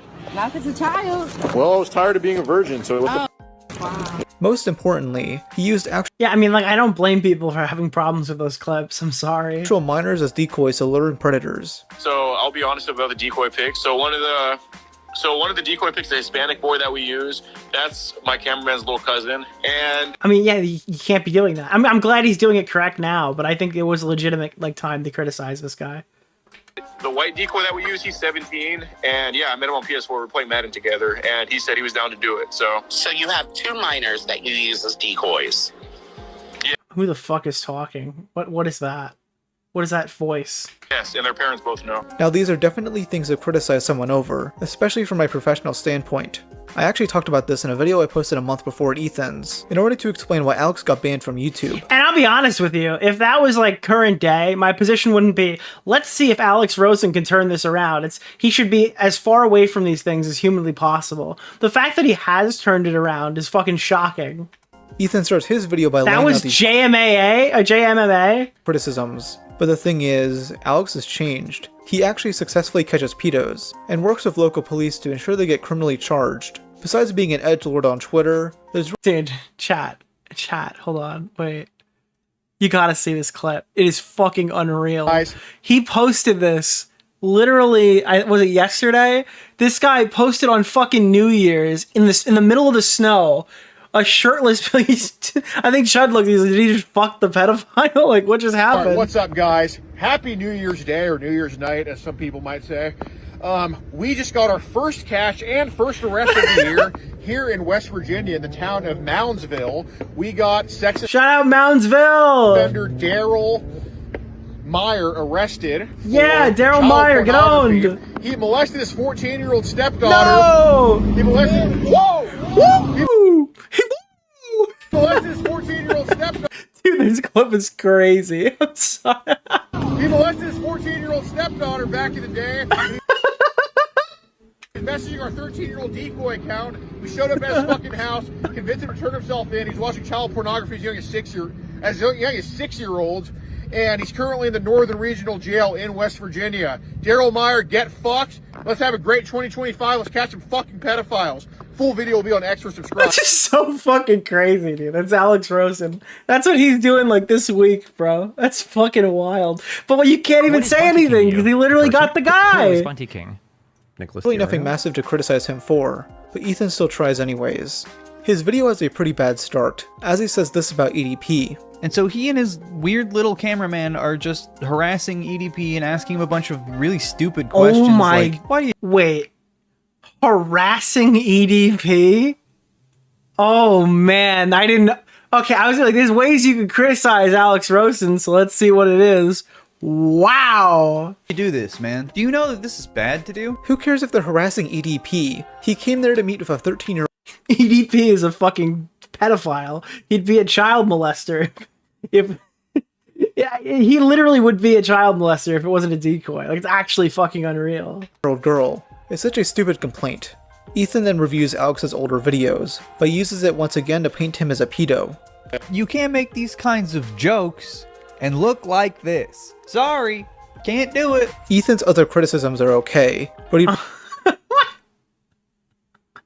brings this all up for ulterior motives, because Ethan is the epitome of what a Soylent-based diet does to a motherfucker. I think it's gonna read it. No, it is not. Alex has actually improved over the years, but Ethan doesn't care because the guy is openly conservative. This leads to some very bizarre statements from Ethan that make it seem like he's downplaying or defending the actions of pedos. For instance, cats. So of course, because the predator, hunter, anti-pedophile dog whistles are extremely right-wing in nature, he was also on Tim Pool's show, where I think a pedophile hunter should be. He was recently interviewed by Michael Knowles of the Daily Wire. Michael Knowles is like a D-tier Daily Wire Wait, I'm sorry, bro. Making a joke about, like, the fucking...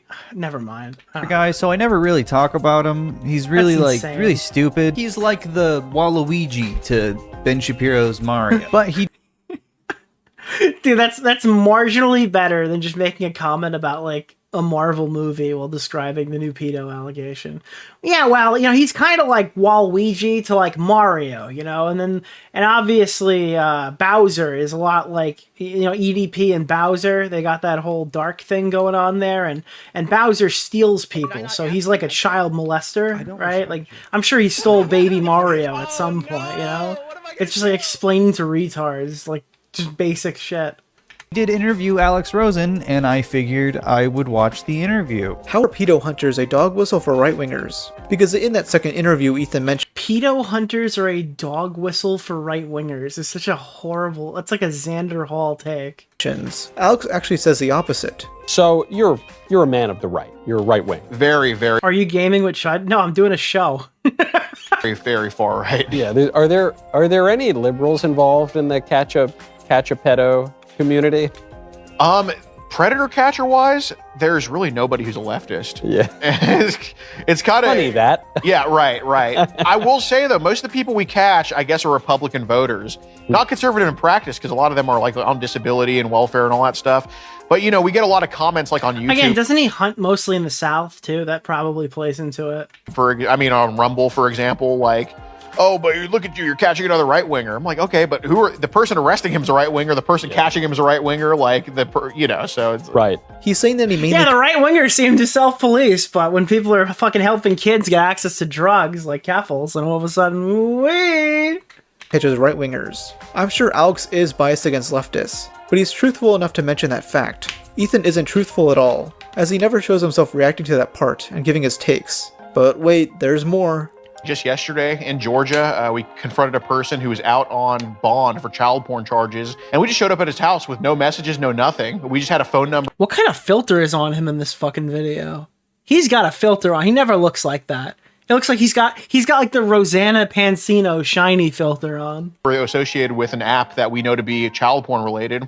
And we talked to him for like 2 hours, and he admitted after he got out of... You have an app whatever that filter gives that you is, it's the one that... phone number if he uses child. Wait, hold on. After he got out of... You have an app that gives you Predator's phone number if he uses child porn, and then you found his address that way and then went to his house. Like, what is any of this technology? He won't name anything. He won't say what the app is called. Ethan, why would he reveal that? Because if he did, a pedophile could use that app to make sure they're not being tracked.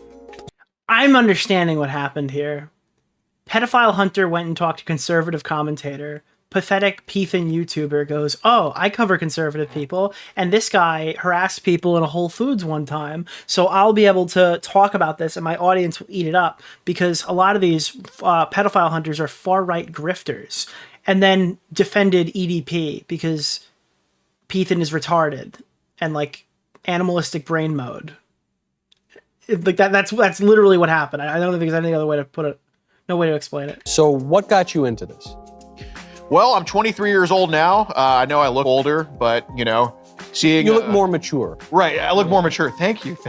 This man is 23 years old and spends all day pretending to be a child on the internet to talk to pedophiles. I wonder how much this person has talked about Hassan's brothel run. Probably never. And then goes to their house. Guy's not normal. 19 years old. I've always wanted to be a police officer. I couldn't do that in Houston, Texas, where I'm from. At 19, you got to be 21 to graduate. So I'm confused. Has anybody answered this for me? What is Lex posting on OnlyFans now? And do I want to know? Because, like, apparently Lex is an OnlyFans model, but she's now dating Ethan. So, is it... You don't want to know? Oh, it's just lewds? Okay. All right. The academy. At least that's what it was a couple years ago. I don't know now. He doesn't want to be a cop anymore. He's having way too much fun, trying to be a little boy all day. Okay, so you're rightfully going after him for using a minor as a decoy, but now you're saying it's weird for him to act as a minor to catch them? What should he do then, Ethan? Has he never seen To Catch a Predator before? because Alex is using the same tactics as them to legally obtain confessions out of pedos. I mean, you texted her like 4 times in a row, multiple times. She kept texting me first. I do think that because this She kept texting me first. That's insane. I've never heard that one before. That's guy great. keeps repetitively engaging these people, clearly, you can't arrest him for that because he wasn't talking to a little girl. He was talking to a guy pretending to be a little girl. It's not illegal, unfortunately. Playing pretend, you can't bring that into court. So then why is this guy getting convictions then? Okay, good.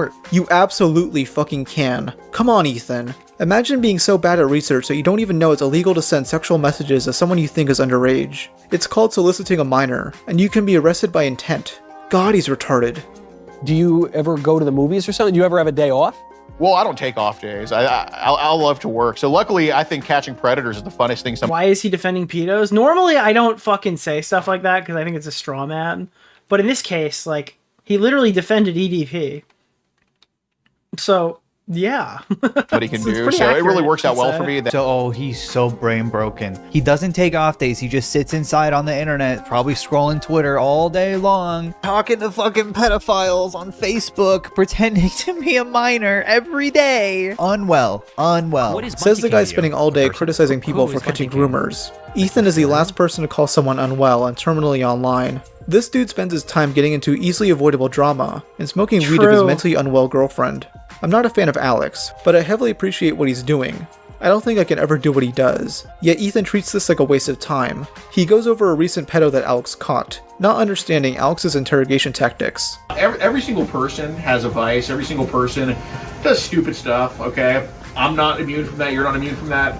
Dude, he watches so much fucking like propaganda and like interrogation. No, he works with them, you fucking moron. He probably knows more cops than you've ever seen.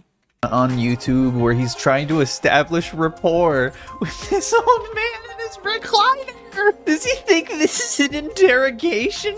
Well, it is an interrogation. It literally What do you is. expect him to do? Start waterboarding the guy? He's coaxing him into revealing his crimes, not torturing him. He's doing things the right way, but Ethan just needs an excuse to label Alex as a Yeah, this is literally like, it's actually fucking crazy. If you have a problem with what Alex Rosen is doing in current day, then what is your solution to fucking predators? This guy is literally getting results everywhere he goes and is praised by his local police department. So I really do have to ask, like, what would you want him to do? Outside of just let this thing go. Like, I don't really understand. pedophile sympathizer. Yet only a minute later, he says this. Like, this dude probably makes plenty of money off this shit, but he's not paying for therapy. He's not getting these guys into like a housing that's away from like I literally anyone don't they care can- if this guy's fucking hiling Hitler. He's catching pedos. Nicholas DeOrio? And he's successful at it. That's the other part. He's successful at it. Do any harm to that has no internet. He's not doing shit, and he gets called a hero. By the way, guys, we just hit a goal, and you guys have earned another goal. Woo! There we go, boys. Go for it by hogs like Michael Knowles. Alright, for the last time. That housing is called prison. He's getting these guys arrested and charged. I mean, here's the guy's mugshot. Proven pedophiles don't need to be— Yeah, Gotham housing is nuclear. Yeah. Dude. He got them a shower, too, and a bar of soap to go with it. coddled by society. They should receive the harshest punishment possible. And he never claims what he means by this. Because if Ethan was referring to getting non-offending pedophiles therapy, then okay, I guess. But instead, this implies he wants convicted pedophiles to receive treatment. People like that won't ever change. I still think not offending fucking pedophile fucking therapy is stupid. It's just, it's literally the honor system of I'm not fucking gonna do it, dude. I swear, bro. I think that whole concept is retarded. Did EDP change when he was revealed? No. He kept doubling down because redemption was never possible. You know, I think our videos, or at least the intent of them, is to leave no doubt that these people getting exposed and arrested deserve the rest of their life, if not, you know, death in prison. So what? Oh, Jesus Christ. Okay. I was just about to ask what his like solution is. Like, oh, the humanity. Someone please think of the child rapists. Because they think that a little older. Yeah, they think that I'm mature enough to have a 9-year-old daughter. And be a pedophile too, because you look like a pedophile. You know, in 6th grade, you know, some kid had his phone out. He's like, oh, Alex, look at this. And it was like porn. But I don't like 11-year-olds. I don't like 14-year-olds. I like adults. Just when I thought I was out, they pulled me back in. That's a fucking weird thing to say after that clip. I don't like 11-year-olds. I don't like 13-year-olds. I like adults. Guy who is definitely only into adults. Thank you for So you're just a sit. Oh my god, you're insinuating the guy's a fucking pedophile. And like, look at him, dude. He's got weird facial hair, and his hair is thinning, and he's kind of fat. That's exactly what a. Look at this, dude. What is Bunty King to you? A person? Fat guy losing his hair with weird facial hair. That is exactly what I would think a of. file could have as a coffin skull. This take is too insane to take seriously. Yeah. Ethan is actually mental. Dude, look, literally, it's a fat guy with fucking losing his hair and weird facial hair. I don't respect you. So, wait. What am I gonna do? Which one were we talking about again?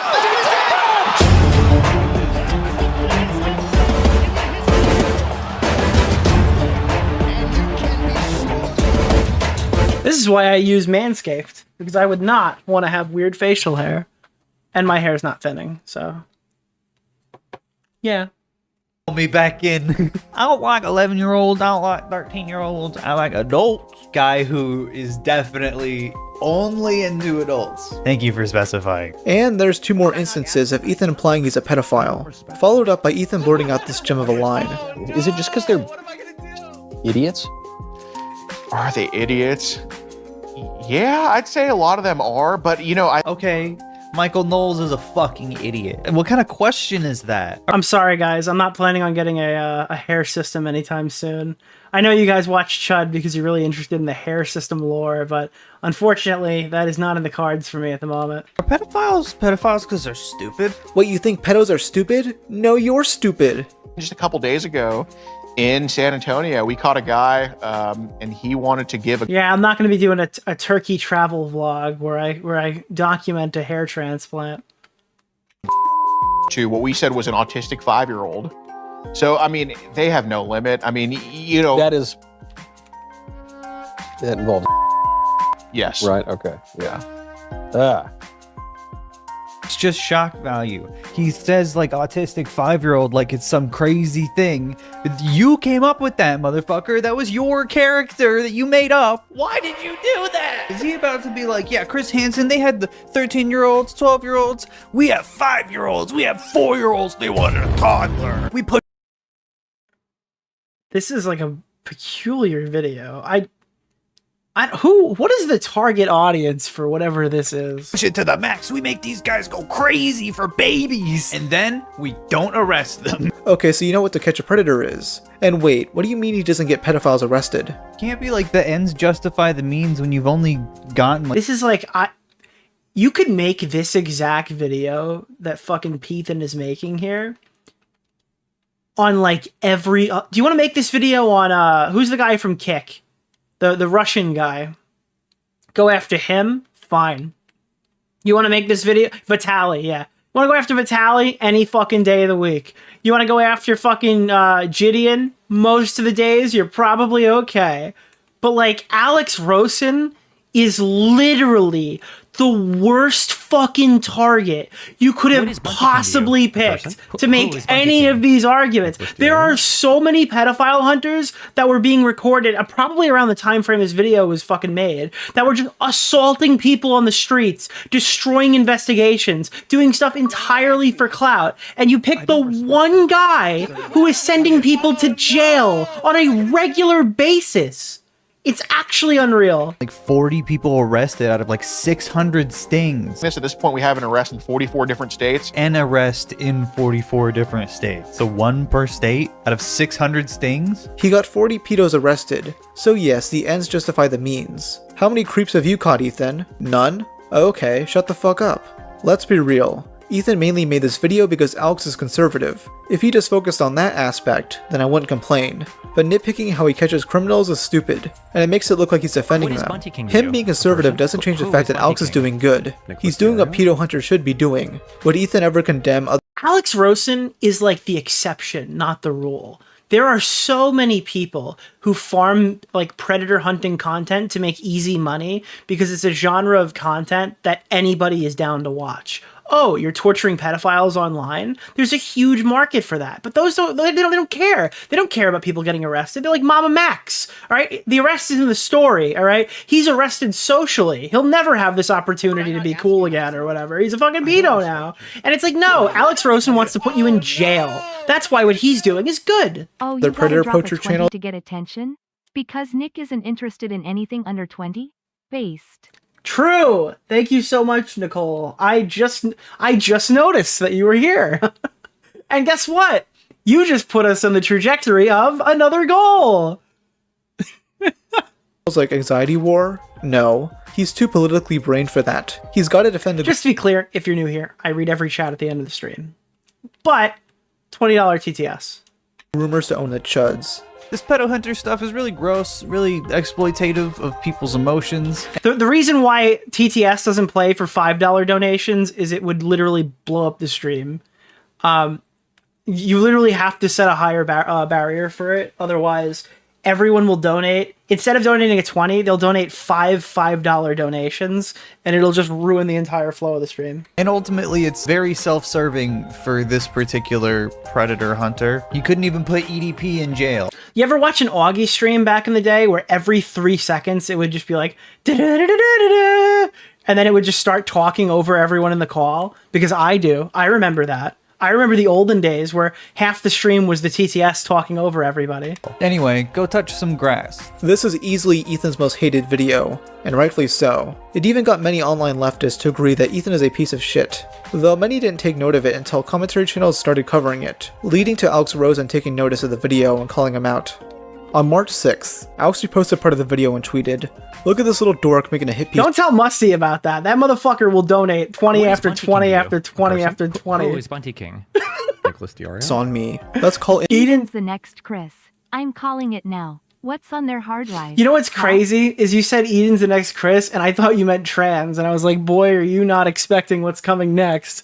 But then you meant pedophile, and I forgot about that. in on a I live forgot stream. about that And allegation. you can ask me about the same tired ass clips that every other talentless reaction YouTuber has for the past 3 years. What do you say? You can't arrest him. Here's the guy you're referring to. Arrested. Clown. Did you arrest him, Alex? This freakazoid wants me to debate him. No free clout. Wait, Alex Rosen was going to debate this? No, Sorry, creep. I think I remember this. Did this ever happen? It's not illegal. Here's a guy that got arrested today because he was talking to someone pretending to be a little girl. Just admit it. You were out of your element. Yeah, dude, it wasn't you. It was someone who can actually arrest them and set up a sting, unlike you. We set up the sting. Alex shows these images. And you got the footage where he was arrested, yeah? People point out that Ethan is moving the goalpost, and Dramatically, Ethan's throwing it through the fucking window. rightfully so. And Dude.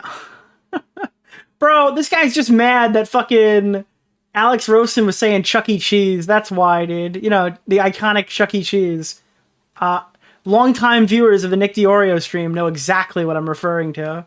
yes, they got the footage of the guy being arrested. Alex and Thank you, Power Bottom Dad. I shouldn't have said that out loud. Fuck, I'm gonna get clipped again. quote tweets him with, "You have no clout, and you have no point. Our work is regularly involved in court proceedings. They played an entire video of ours and had me testify, before they sentenced the guy we confronted to 120 plus years not even a week ago. We've had people arrested on enticement, luring, etc. If you get somebody for 120 years and they're like 40, and that's like 2 life sentences basically, does that count as 2 people? Or do you get a double kill if you keep them in there like for an entire second life? Charges from what you call pretending to be a little girl. You don't know how a sting operation works. And by the way, if you think decoying is creepy, that's fine. But I'd like you to go ahead and extend that to all of our decoys too. Some of whom are victims themselves, responsible for putting many dangerous people away for decades. They're all older than I am. Are they creepy as well? You can't debate because you don't know what you're talking about. You're a joke, dude, ha ha ha ha." Alex then shares DMs he sent Ethan where he politely asked him to go on a debate. "Yeah, no dude, you're an actual creep and weirdo. I want nothing to do with your stinky, smelly ass. Keep covering for your weird, pervert self hiding in plain sight." Oh my god. This is fucking like an insane thing to say. Like, this is a crazy hill to die on.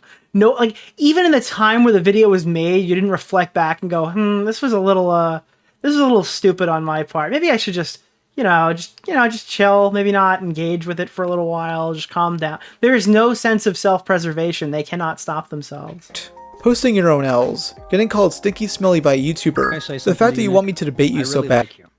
Ethan didn't pussy out of the debate, she pussied up. That was the worst thing ever. I am so mad that you have said these things to me. That just proves that you're exactly the clout shark I know you are, brother. Who cares? Let's pretend he does this all for clout. Still seems like he is worthy for the clout if he is getting pedos arrested. I like pedos being arrested. Do you also like pedos being arrested? Your girlfriend's still complaining about getting free housing for months by two guys who didn't have to? Oh shit! Oh shit! Things died down until people started picking up on the drama in late March, with this attention causing Ethan to write out a series of tweets on the 31st. Really cute to keep making videos harassing a victim of multiple CSA, for calling out the unethical and suspicious practices of a YouTuber wannabe cop. Seriously, fuck all of you. You're defending an actual predator, but you don't care because you want the content. You're sick. If I saw some overpaid hog YouTuber sitting for tea with a man that groomed and assaulted me, I'd be sick to my stomach. Fuck all of you for inserting yourself into something you don't understand. I don't give a shit about your NPC talking points. You don't know what this kind of trauma is like, and you don't give a shit about children or victims. I'm humiliated I even have to talk about this, but getting called a pedophile for months on end. I like how you can see the whole time this is on the screen. It's like, you can reply. Accounts that EthanIsOnline mentioned can reply. Like, all of this is locked. And has been crippling on my mental health. Fuck you all. Good. Oh my god, good. Delicious. It's been crippling on your mental health. Awesome. I love it. Great. I hope you get exactly what you deserve. Okay, a few things. 1. How is he going to complain about being called a pedophile, when in the same thread he referred to Alex Rosen as a predator? And remember, he insinuated 4 times in his original video that Alex is a pedo. No self-awareness from Ethan here.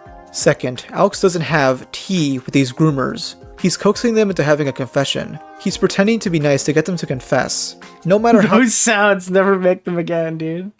How many times you explain it to him, Ethan will never understand.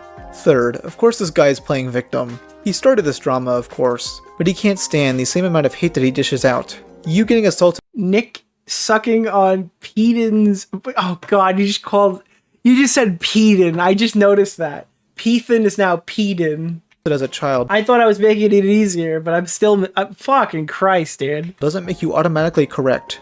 The comments were turned off, so the quote tweets are filled— the Garden of Pedon, bro. —with responses. A lot of them just call him a pedo, but some give valid criticism. Translation: I made a garbage, bad faith hit piece where I was being a dishonest piece of shit, and people called me out for it and disputed my claims, so I'm going to weaponize my story of CSA to play victim, instead of admitting or understanding why I was wrong and apologizing. Harassing? You made a shit video and put it out there for the public to react to, exactly like you wanted, but because you're not getting the reaction you wanted, you're crying victim. That's not harassment, you disingenuous piece of shit. I said, here's all the EthanIsOnlineisms exemplified for this drama. I think this is like the first time I've seen Rob's Media get involved in one of his own retrospective videos. This is cool. Yeah, that's the guy. That's the iconic Rob's Media. Look at him. Look at him go. A video in bad faith of weak evidence. Bring politics into it for no reason. Make fun of someone's looks despite fighting for body positivity. Spurg out on Twitter in response to reasonable criticism. And then Alex wrote, you wanted to make a dumbass hit piece about me. Now you're getting your reaction. Are you mad that I'm not just allowing you to steamroll me and making you look like a complete coward by publicly asking you to debate and you refusing? Poor you, bro. This is the face of a clown that can't take the heat. Alright, guys. I think that's probably— let me see if there's anything else in here. Maybe we'll listen to the video's conclusion. I kind of skipped around, so like there's a ton of video here for you to watch. It's a 2-hour video in total about Rob's Media. By Rob's Media about EthanIsOnline. So what you set up the sting and got him arrested? It's not like you hit the gavel and sentenced him. You're basically a pedo grifter. Why are you guys booing me? Yeah, I don't know what the fuck is going on in this person's head that they thought any of this was like a solid idea. Like, oh, what should I do today? I'm gonna pick a fight with the one pedophile hunter that puts fucking people in jail. That's probably gonna get all of the internet on my side. I'm sure they're gonna love this content. Wait, I'm gonna miss the best part? What would you want me to watch? You want me to watch the live stream meltdowns? Okay. But instead some of the live streams Ethan did on Twitch. The first stream of note is from July 9th, where Ethan gets asked about queef jerky. Do you still fuck with queef jerky? I know people have been really curious, and like, oh no, the band is breaking up. I haven't found like a great time to really talk about it, because like, how do you? Now's as good a time as any, Ethan. I wish I was streaming through this, man. I feel so missed out. I'm missed out so much, dude. This is awful. Like, I've been trying to like hide it or anything. It's just hard to make that space and know that people are actually going to understand, metabolize what I'm saying. He drones on he said metabolism for a bit and starts getting into the nitty-gritty. Ethan begins elaborating on why he and Nick is not green stopped being friends. Some of you guys might know that Nick covered what happened with Lex's story. His first video was sort of a I guarantee fucking Ethan thinks that Nick is literally just backing off to save his career, which by the way I do as well, but like, you're not going to defend my girlfriend anymore? Fine. I don't need you. You're just fucking, all you worry about is your career.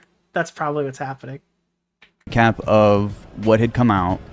Weren't you streaming on March, or was this before the tweet? Was I covering, maybe I was covering, I think, was this during the Minecraft rape apocalypse with like all the George is not found shit? Or was this earlier? And an overview of the subreddit of the guys that covered up what happened.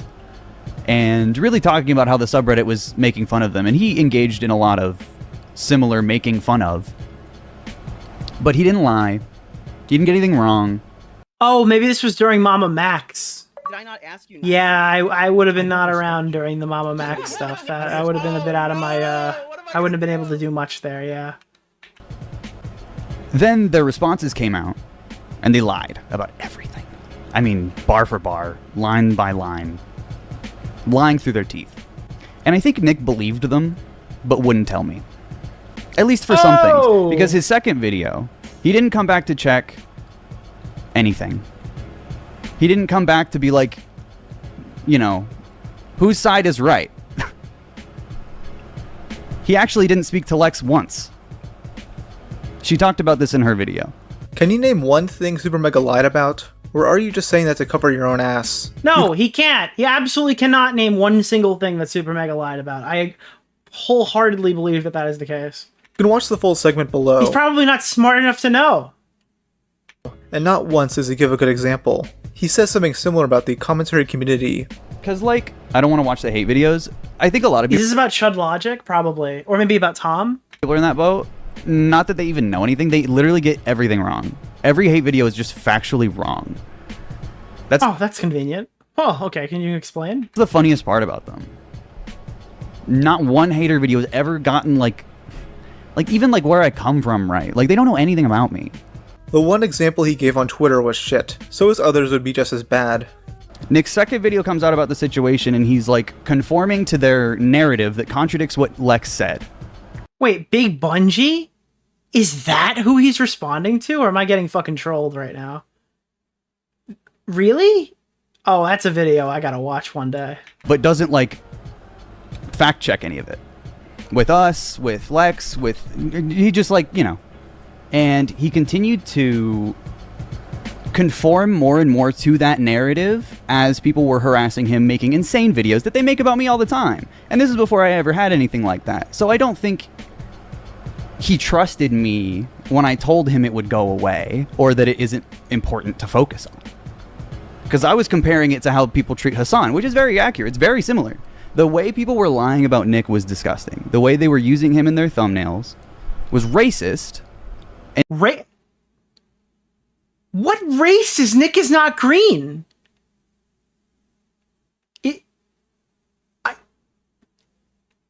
Hold on. I'm sorry. I'm locked in right now. I can't pull this up. I just thought he was tan. He's Latino? I just thought he had a fucking tan. Nick is not white. I thought Nick is not green was a white guy the entire time. I had no idea it was a different race. Disgusting. Almost every single video. You mean Latinx? Yeah, I apologize. Without exception. Wait, is he saying that every single Nick hate video has a racist thumbnail? Where? He obviously doesn't show an example, but it's such a bizarre claim to make. I'm not denying the existence of a so-called racist thumbnail, but Ethan's track record leads me to believe he's making this up. And of course, Ethan is comparing himself to Hassan Piker, What a shocker. But when when Nick's second video came out, he didn't get shit right. He just got shit wrong, and it made people think Lex was lying. Why? And he continued making posts and videos about it when I asked him not to, because he kept getting shit wrong, bro. which would send harassment to Lex, or he would post an Instagram story that, you know, might not be that bad. Were you aware of how this drama blew up bigger? Tom went on Destiny's stream to get him to watch it. Yeah, I think I saw some of that, but I wasn't even there for the whole thing. But is something that people are screenshotting, making videos about, and harassing Lex with, and I told him to stop, and he didn't. I sat him down and I said, you have to stop talking about this. I said, just stop. He had made 4 videos or something, and I was like, dude, you keep getting stuff wrong, and you're not talking to the person involved. You have to stop. And he literally... Oh my god, that's a giant turtle, bro. Where the fuck did that come from? Is that gonna eat me?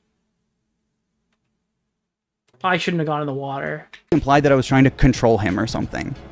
He completely flipped it on me and was acting like I was trying to do something to him. And I was like so defeated, to the point where I was like, you need to like just talk to Lex. Just talk to Lex. I don't even want to have this conversation with you. Just please.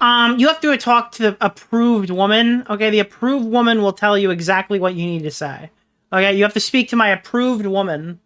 The turtle is harmless? Cool. Please talk to Lex, and I asked him to apologize for getting shit wrong, for sending people to harass her, whether he... Oh, this guy's such a whiny bitch, dude. I can't imagine. Like, just, what audience is watching this? Obviously, he didn't mean to do this, and I was trying to be very understanding.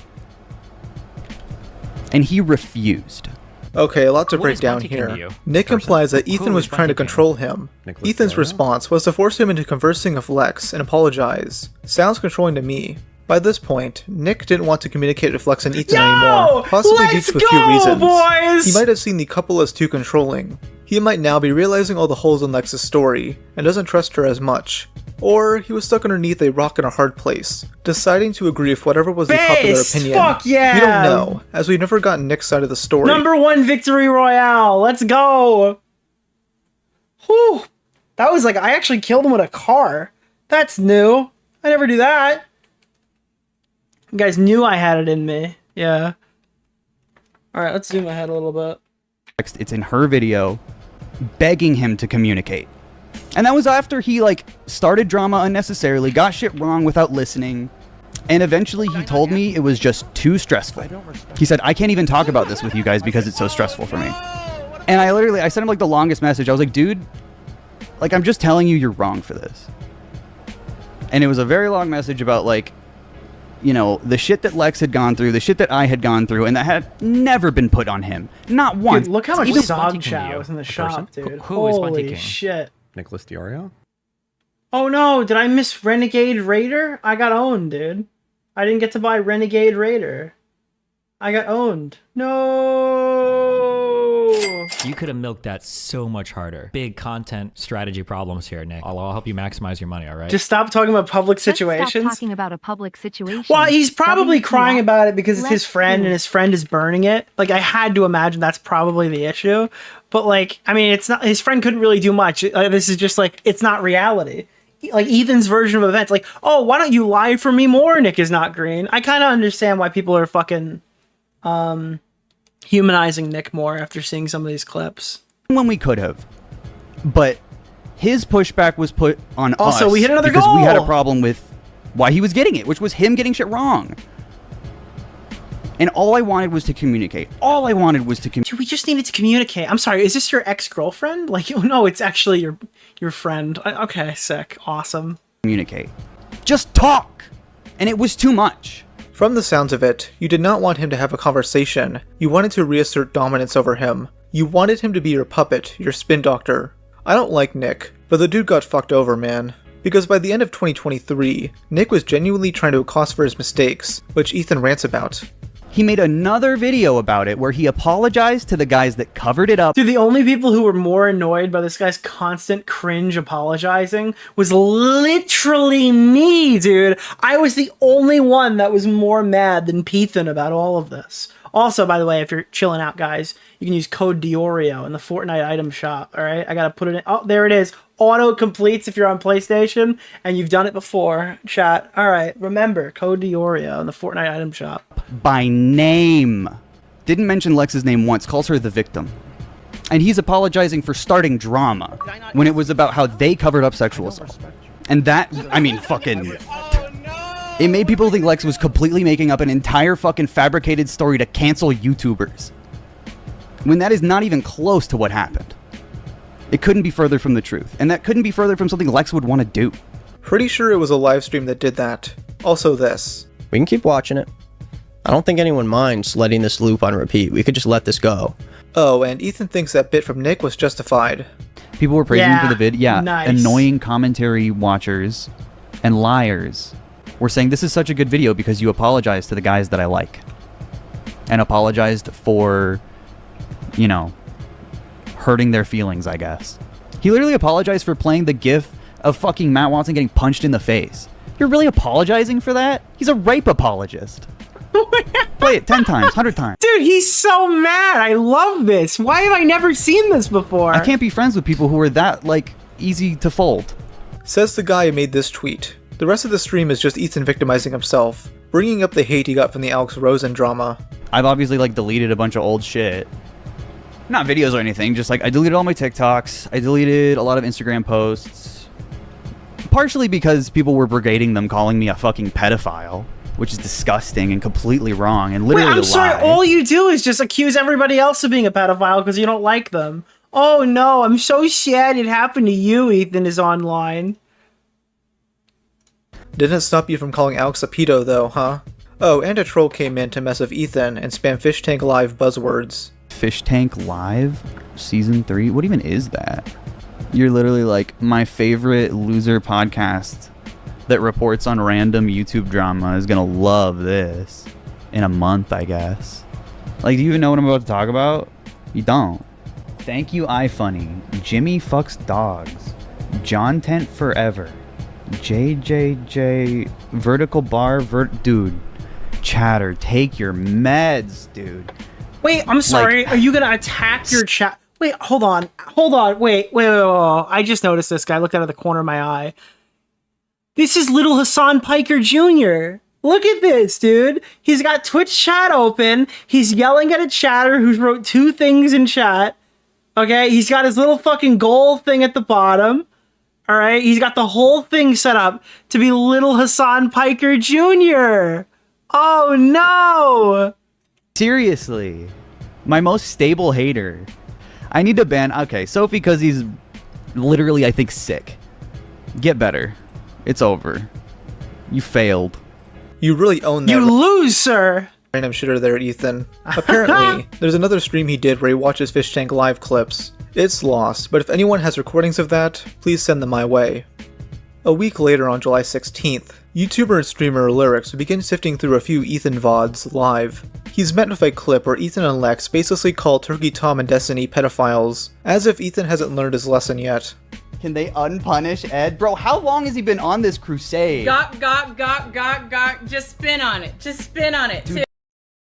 Did she just say gawk? As if Ethan hasn't learned his lesson yet. Can they unpunish Ed? Bro, how long has he been on this crusade? Gawk. Oh, she's saying got. I keep thinking, I thought she was just chanting gawk. Somewhere, like, Chud Logic just went, what? What? Just spin on it. Just spin on it. I literally thought she was like, she's saying gawk and spin on it. I thought Chud Logic was in my fucking stream, dude. Too. No wonder he's such a big Destiny fan now. Oh he's my just god. hopping pedophile to pedophile. He just... No wonder he's such a big Destiny fan. Dude, literally everybody is a pedophile except for Peethan. Because then if you call Peethan a pedophile, they're like, God, everyone's just using these false allegations. Alexa, use false allegation. Wait, hold on. Alexa, stop. Alexa, stop. Stop. No. Thank you. I don't know what it was gonna do. Pedophile. Your address is no. Dude, this guy is saying crazy shit publicly. Soon he begins watching that night's stream, where Ethan and Lex are playing Elden Ring. Lyric shows interest in debating Ethan, though Ethan rejects this while arguing with his chat. He's wrong about everything because I know the random like NPC takes that he has about me. What is Bunty King to you? He doesn't actually know anything about me, he just repeats what other commentary YouTubers say. I've done coverage on him. I mean, if he wants to have a conversation, this isn't true. Basic information wrong. He's untrustworthy and stupid. So let's have a conversation. You could wipe the floor with me then.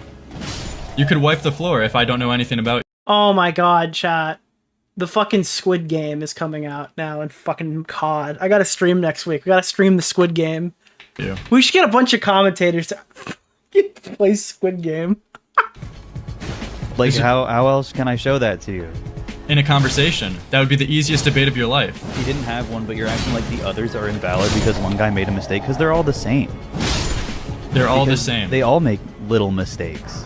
Oops. Just generalizing a whole community. And After this, Ethan tries labeling Lyrix as a pedo too, so his viewers began raiding Ethan's chat to mess with him. What about the lolly accusations? Are you like a Vosh defender or something? Let's start. You think Nope. that's cool? Because I Nope. certainly don't. Nope. Lyrics might. Wait, what? Wait, hold on.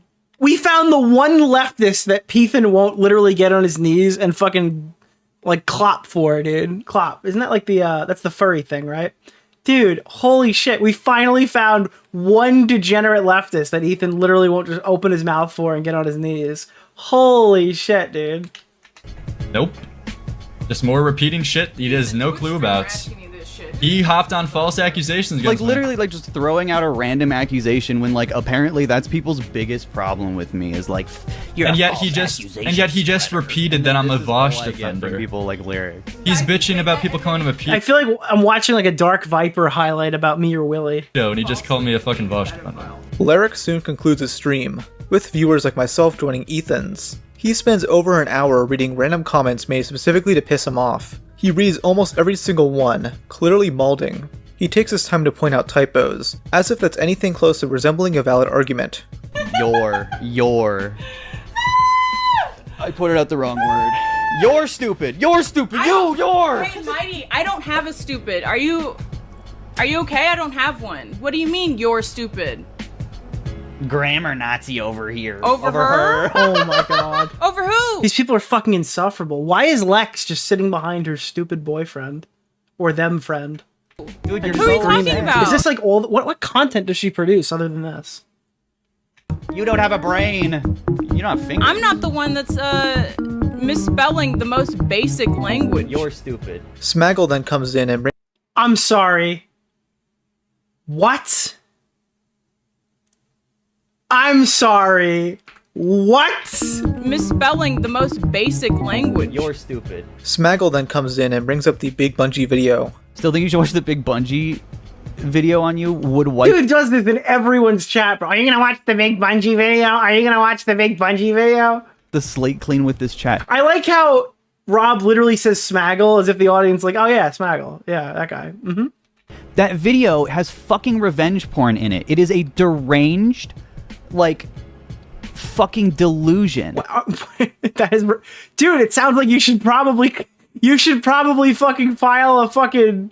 Is that a civil matter? Depending, I don't know, dude. You should probably like call the police then if he's publishing revenge porn. Made by a 4chan basement dweller. I'm not watching that. Oh god. You're sick in the head if you think there's fucking good critiques in it, and if you want to fucking make the points, repeat them. Regurgitate like you do all these dumbass questions. Based Bungie. My favorite YouTuber, Basie Bungie. It's so funny to see you seethe. Dude, you haven't made a single point. I hope you're proud of yourself. But you haven't. Call your mom, yeah. And why is she like sped laughing in the background? It's not even like in unison with anything that's happening. Yeah, we're not gonna look at that on stream, actually. We're not gonna look at Basie Bungie and his fucking dumbass, fake-ass video. For real, what's one point he This is like the worst way to respond to this question. Personally, I would just ignore it and then move on with my stream. Takes in that video? He literally theorizes You're that taking like all the worst things you could possibly take out of your average Hassan meltdown and like applying it to yourself. Like you're a complete retard. they have diabetes. Fucking real hard-hitting critique there. Coping and seething. Bro, watch my stream more. Wait, what did she just say? Critique there. Coping and seething. Bro, watch my stream more. Did she just say Chucky and cheese? It sounded like she just said Chucky and cheese. There. Coping and seething. Bro, watch my stream more. Copping. You got bigger problems to sort out. Okay, first of all, how is this revenge porn? She said you can't spell? There was another sound that came after that. It started with an N. I'm not really sure. You can't even spell what? At work, What would come after you can't even spell? it's piracy. It's a photo Lex posted online herself. It's just under a paywall. I'm gonna be honest with you. That sounded pretty bad. I don't know for a matter of fact, obviously, but the last time I heard an N-word that clear, it was said by Brantley Keem. Censored the image, so who cares? These are the people spreading the whole sex work is real work narrative, and then treat OnlyFans leaks as revenge porn. OF photos aren't intended to be shared privately. It's a business. A morally bankrupt business, but a business nonetheless. Also, Ethan calling Big Bungie a 4chan basement dweller is hilarious. Comparing them is basically the Chad versus Virgin meme. Alright, that was a little... This is... You see, I have drawn you as the Chad. Bungie is jacked, and Ethan looks like the trap image of the Pillsbury Doughboy. Okay, no, you brought it all the way back. You brought it back. Here's a few other funny moments from the stream. I have depicted you as the Chad Wojak. You have lost this one, but it's not over yet.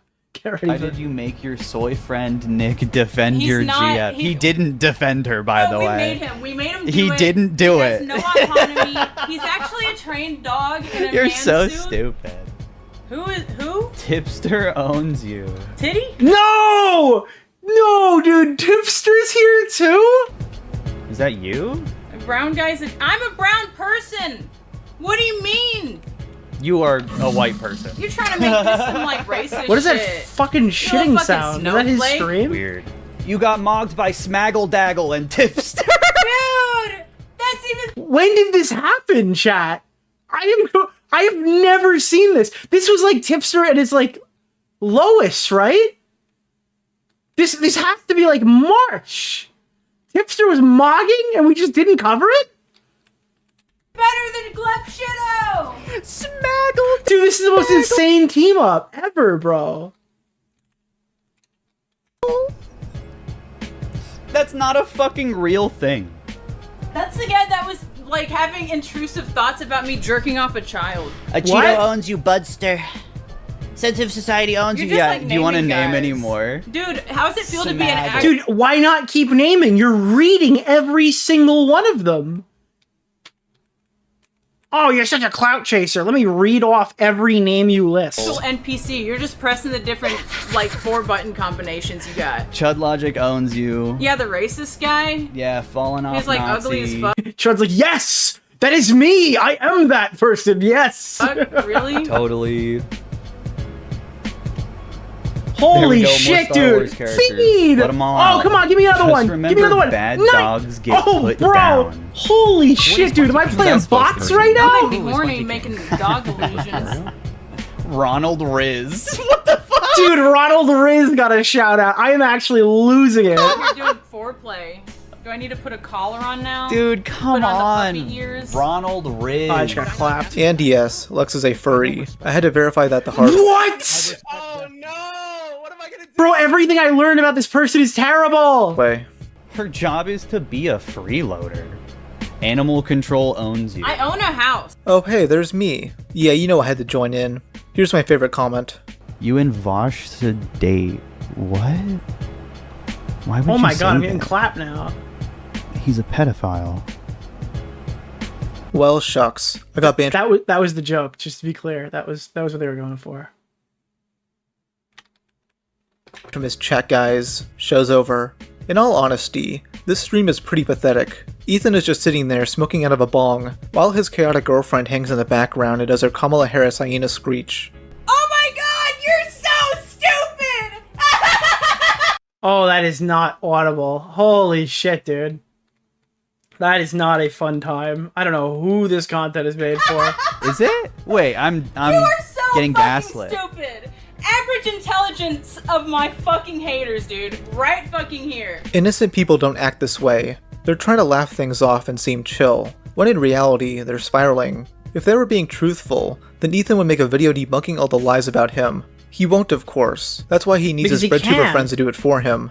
Ethan would delete this VOD, but that wouldn't stop people from archiving it. Lyrics would Dude, review it. unironically, there is such a fucking massive amount of bread tube related content that could be made if these guys would just get a little bit bigger. I hope in 2025 the bread tube guys get a little bit bigger, so there's a bit more to like take when you make fun of all the meme all the horrible meme shit that they post. Unironically, make BreadTube great again, because these guys are such clowns. Stream the next day, pointing out how successful his audience was at baiting them. A Cheeto owns you, Budster. Sensitive. Holy fuck! Dude, he's reading these out in these retarded voices, not realizing like the fact that like the reason people are even bringing up a Cheeto right now is because people are coming from my chat, who my chat certainly does not like a Cheeto anymore. And it just wants you to say these names out loud. They're trying to make you and trying to bait you into saying all these commentary YouTubers' names. Like, that's the joke. About half an hour in, a surprise guest enters the chat. Yo. I'm getting fucking crushed now. What is this alliance? Is this Mr. Beard? Oh! It's Ryan Beard. Ethan needs to log off. He's clearly spiraling but doesn't realize it. Him and Lex suck though, so whatever. Ryan Beard is actually kind of based now. Like every time there's like a BreadTube related drama, I notice Ryan Beard shows up and he's like, yeah, I used to do that. I hope he kind of gets his shit figured out because it's really sad to watch. Like he's just become self-aware. It's awesome. It's like we've converted one of them to being normal. I'm not friends with Ethan anymore after he justified anti-Semitism. The funny part is like I probably like I imagine most of the chat doesn't agree with like anything he says politically, and then they still probably could be like, wow, thank you so much for being a rational human being instead of like these drones. And told me I was victim blaming when I got mad at Lex for lying. It's almost like it's not like politically charged hatred on like the commentary community's end. Lying about Nick is not green. Let's fucking go. Based Ryan Beard. The first part of that message is actually referring to a Twitter argument Ryan had with Ethan at the beginning of 2024. It has a lot to do with the Israel-Palestine stuff, but the gist is that Ryan didn't like the interview Hassan did with the Houthi pirate. Ethan is a Hassan dick muncher, and thought the interview was based, and downplayed that person as just a random Yemeni kid. Ryan deleted a bunch of these tweets, so I can't show the entire conversation. I'm still just as much of a leftist, but Ethan makes other leftists look like freaks when he releases yeah, terrible literally videos, stuff like that. Like the Alex Rosen one, so I have no desire to associate with him. Hey man, I'll see you later, Ryan Beard. Yeah, he don't literally worry just though, like if Ethan calls creates you an a pedo, entire that just video means that he wants you to get free. Attacking fucking pedo hunters, and then I don't know. That's so that's basically the fucking thing here. Idiot influencers. Ethan is online. I recommend this video. I don't respect. It's from Rob's Media. We watched about half of it. Probably about half, maybe a little bit less. Eden we watched. needs to get the boogie treatment. They need to keep eating. Don't put the fork down. Whatever your body says, don't listen. Just keep eating. Dude, Eden online, Eden decline, dude. That's the new Ethan Klein meme. You've adopted the persona. Before we start on like the next section, because it's still Ethan, we've got more Ethan to do before we do iDubbbz, which is why I titled it that way. I want to find the AIDS chair. The actual video. Where is this? The AIDS fan. The AIDS fan, bro, is one of the greatest videos I've ever seen. Where is this? Does anybody have a link to this? Smaggle, if you're still alive, can you DM me the link to the AIDS fan? I don't want to watch the end of the video, sir. I want to find the original. Ethan is online. AIDS fan. I can't play Big Bungee, bro. There's just no way that's gonna happen. Ethan is online. Art. Modern art. You're wrong about modern art. Dude, watch. This is the worst video I've ever seen. Confession to make. I like the banana duct tape wall. I'll say it. That's side. Where's the fucking chair? Dude, this is so I have awesome. to try a little bit. In the comments of all these videos, you see the same like NPC talking points, stuff like if you have to explain why art is good, plenty of classical art still needs an explanation to make sense. It's called context. You can appreciate the aesthetics of art without context, but you're not going to understand the piece without it. Starry Night takes on an entirely different meaning when you realize that it was painted from an asylum. That was the view that Van Watch the EFAP on this. How many people have covered this one video, dude? Is this it? But I don't know. That's like the only time I've ever... has done a few, but when I looked through her website, she did an art installation on a steamboat, like an old steamboat. That's awesome. Paint as paint. The fucking can that the paint comes in. That's actually kind of smart. Like a bunch, but not exactly a fair example. And I think it's far more important to experience and think for yourself rather than letting narratives dictate what you think. I'm going to end this video by telling you about one of my favorite art pieces. Dude, this is one of his favorite art pieces ever. It's just a fan, an electric box fan, plugged into the wall in the museum like any other, covered in plexiglass, blowing through just a few holes at the viewer. At first glance, it's just a fan in a room, but the description reads, soon after the death of his lover, Stephen Arabino from AIDS, Los Angeles conceptual artist Boscovich discovered that Arabino's family had completely cleared out his apartment, including the artist's possessions, save for the electric box fan in this work. An entire person, existence, and relationship had been erased, like so many were. Dude, there is an archetype of fucking modern art that is literally just like the final possession of some guy that died of AIDS. Dude, what is modern art gonna be? Dude, that's like, it's not even modern anymore. Did you hear they shut down the fucking Massachusetts, like, AIDS kid fucking club or whatever because they ran out of AIDS kids to actually have these things? Like, people are managing AIDS way better than ever before now, so there's not even... Dude, in the future, there's not gonna be any more AIDS fans. How are they gonna make art? Holy shit, dude, the art is gonna grind to a halt. The AIDS crisis. Boscovich encased the fan in plexiglass as a kind of evidence and created cutouts to allow its circulated air to escape and be felt. Dude, you could smell the AIDS-ridden air forever, dude. You gotta come to it. By the viewer, almost like an exhalation. In a sense, restoring Arabino's breath. At least as a facsimile in memoriam, Boscovich makes a tender, broken-hearted gesture towards some form of... Dude, this is like the fucking end of the video, the conclusion. This is what we were here for, chat. We've established all of the arguments at this point. We're fully aware of the direction that this video is going to go in. Anyway, this is my favorite art piece, the AIDS chair. You've lost me again. You've lost me. You had me, Eden. You've lost me now. Eternal life.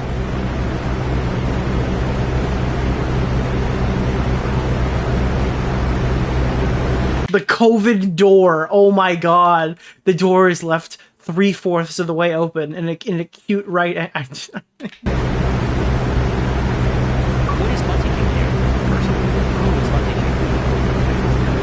I like to get the context of things instead of going along with the narrative, says the guy who won't watch a negative video about him because everyone is a liar. So fucking true. Also, you know what's even more true than that? The fact that we just hit the goal, ladies and gentlemen. That means you've earned another goal. Nicholas DeOrio. Dude, I can't believe this. And you know, he artistically ends the video by playing all of his fucking Patreons whilst the sound of the fucking AIDS fan is blasting my eardrums right now. Behold, AIDS. The AIDS fan is a good way to summarize EthanIsOnline as a Hassan Piker orbiter. True, she is literally an AIDS fan. Oh my god, dude. That's fucking great, bro. Alright, so we have we do have a second Ethan topic. There's a second folder here, chat.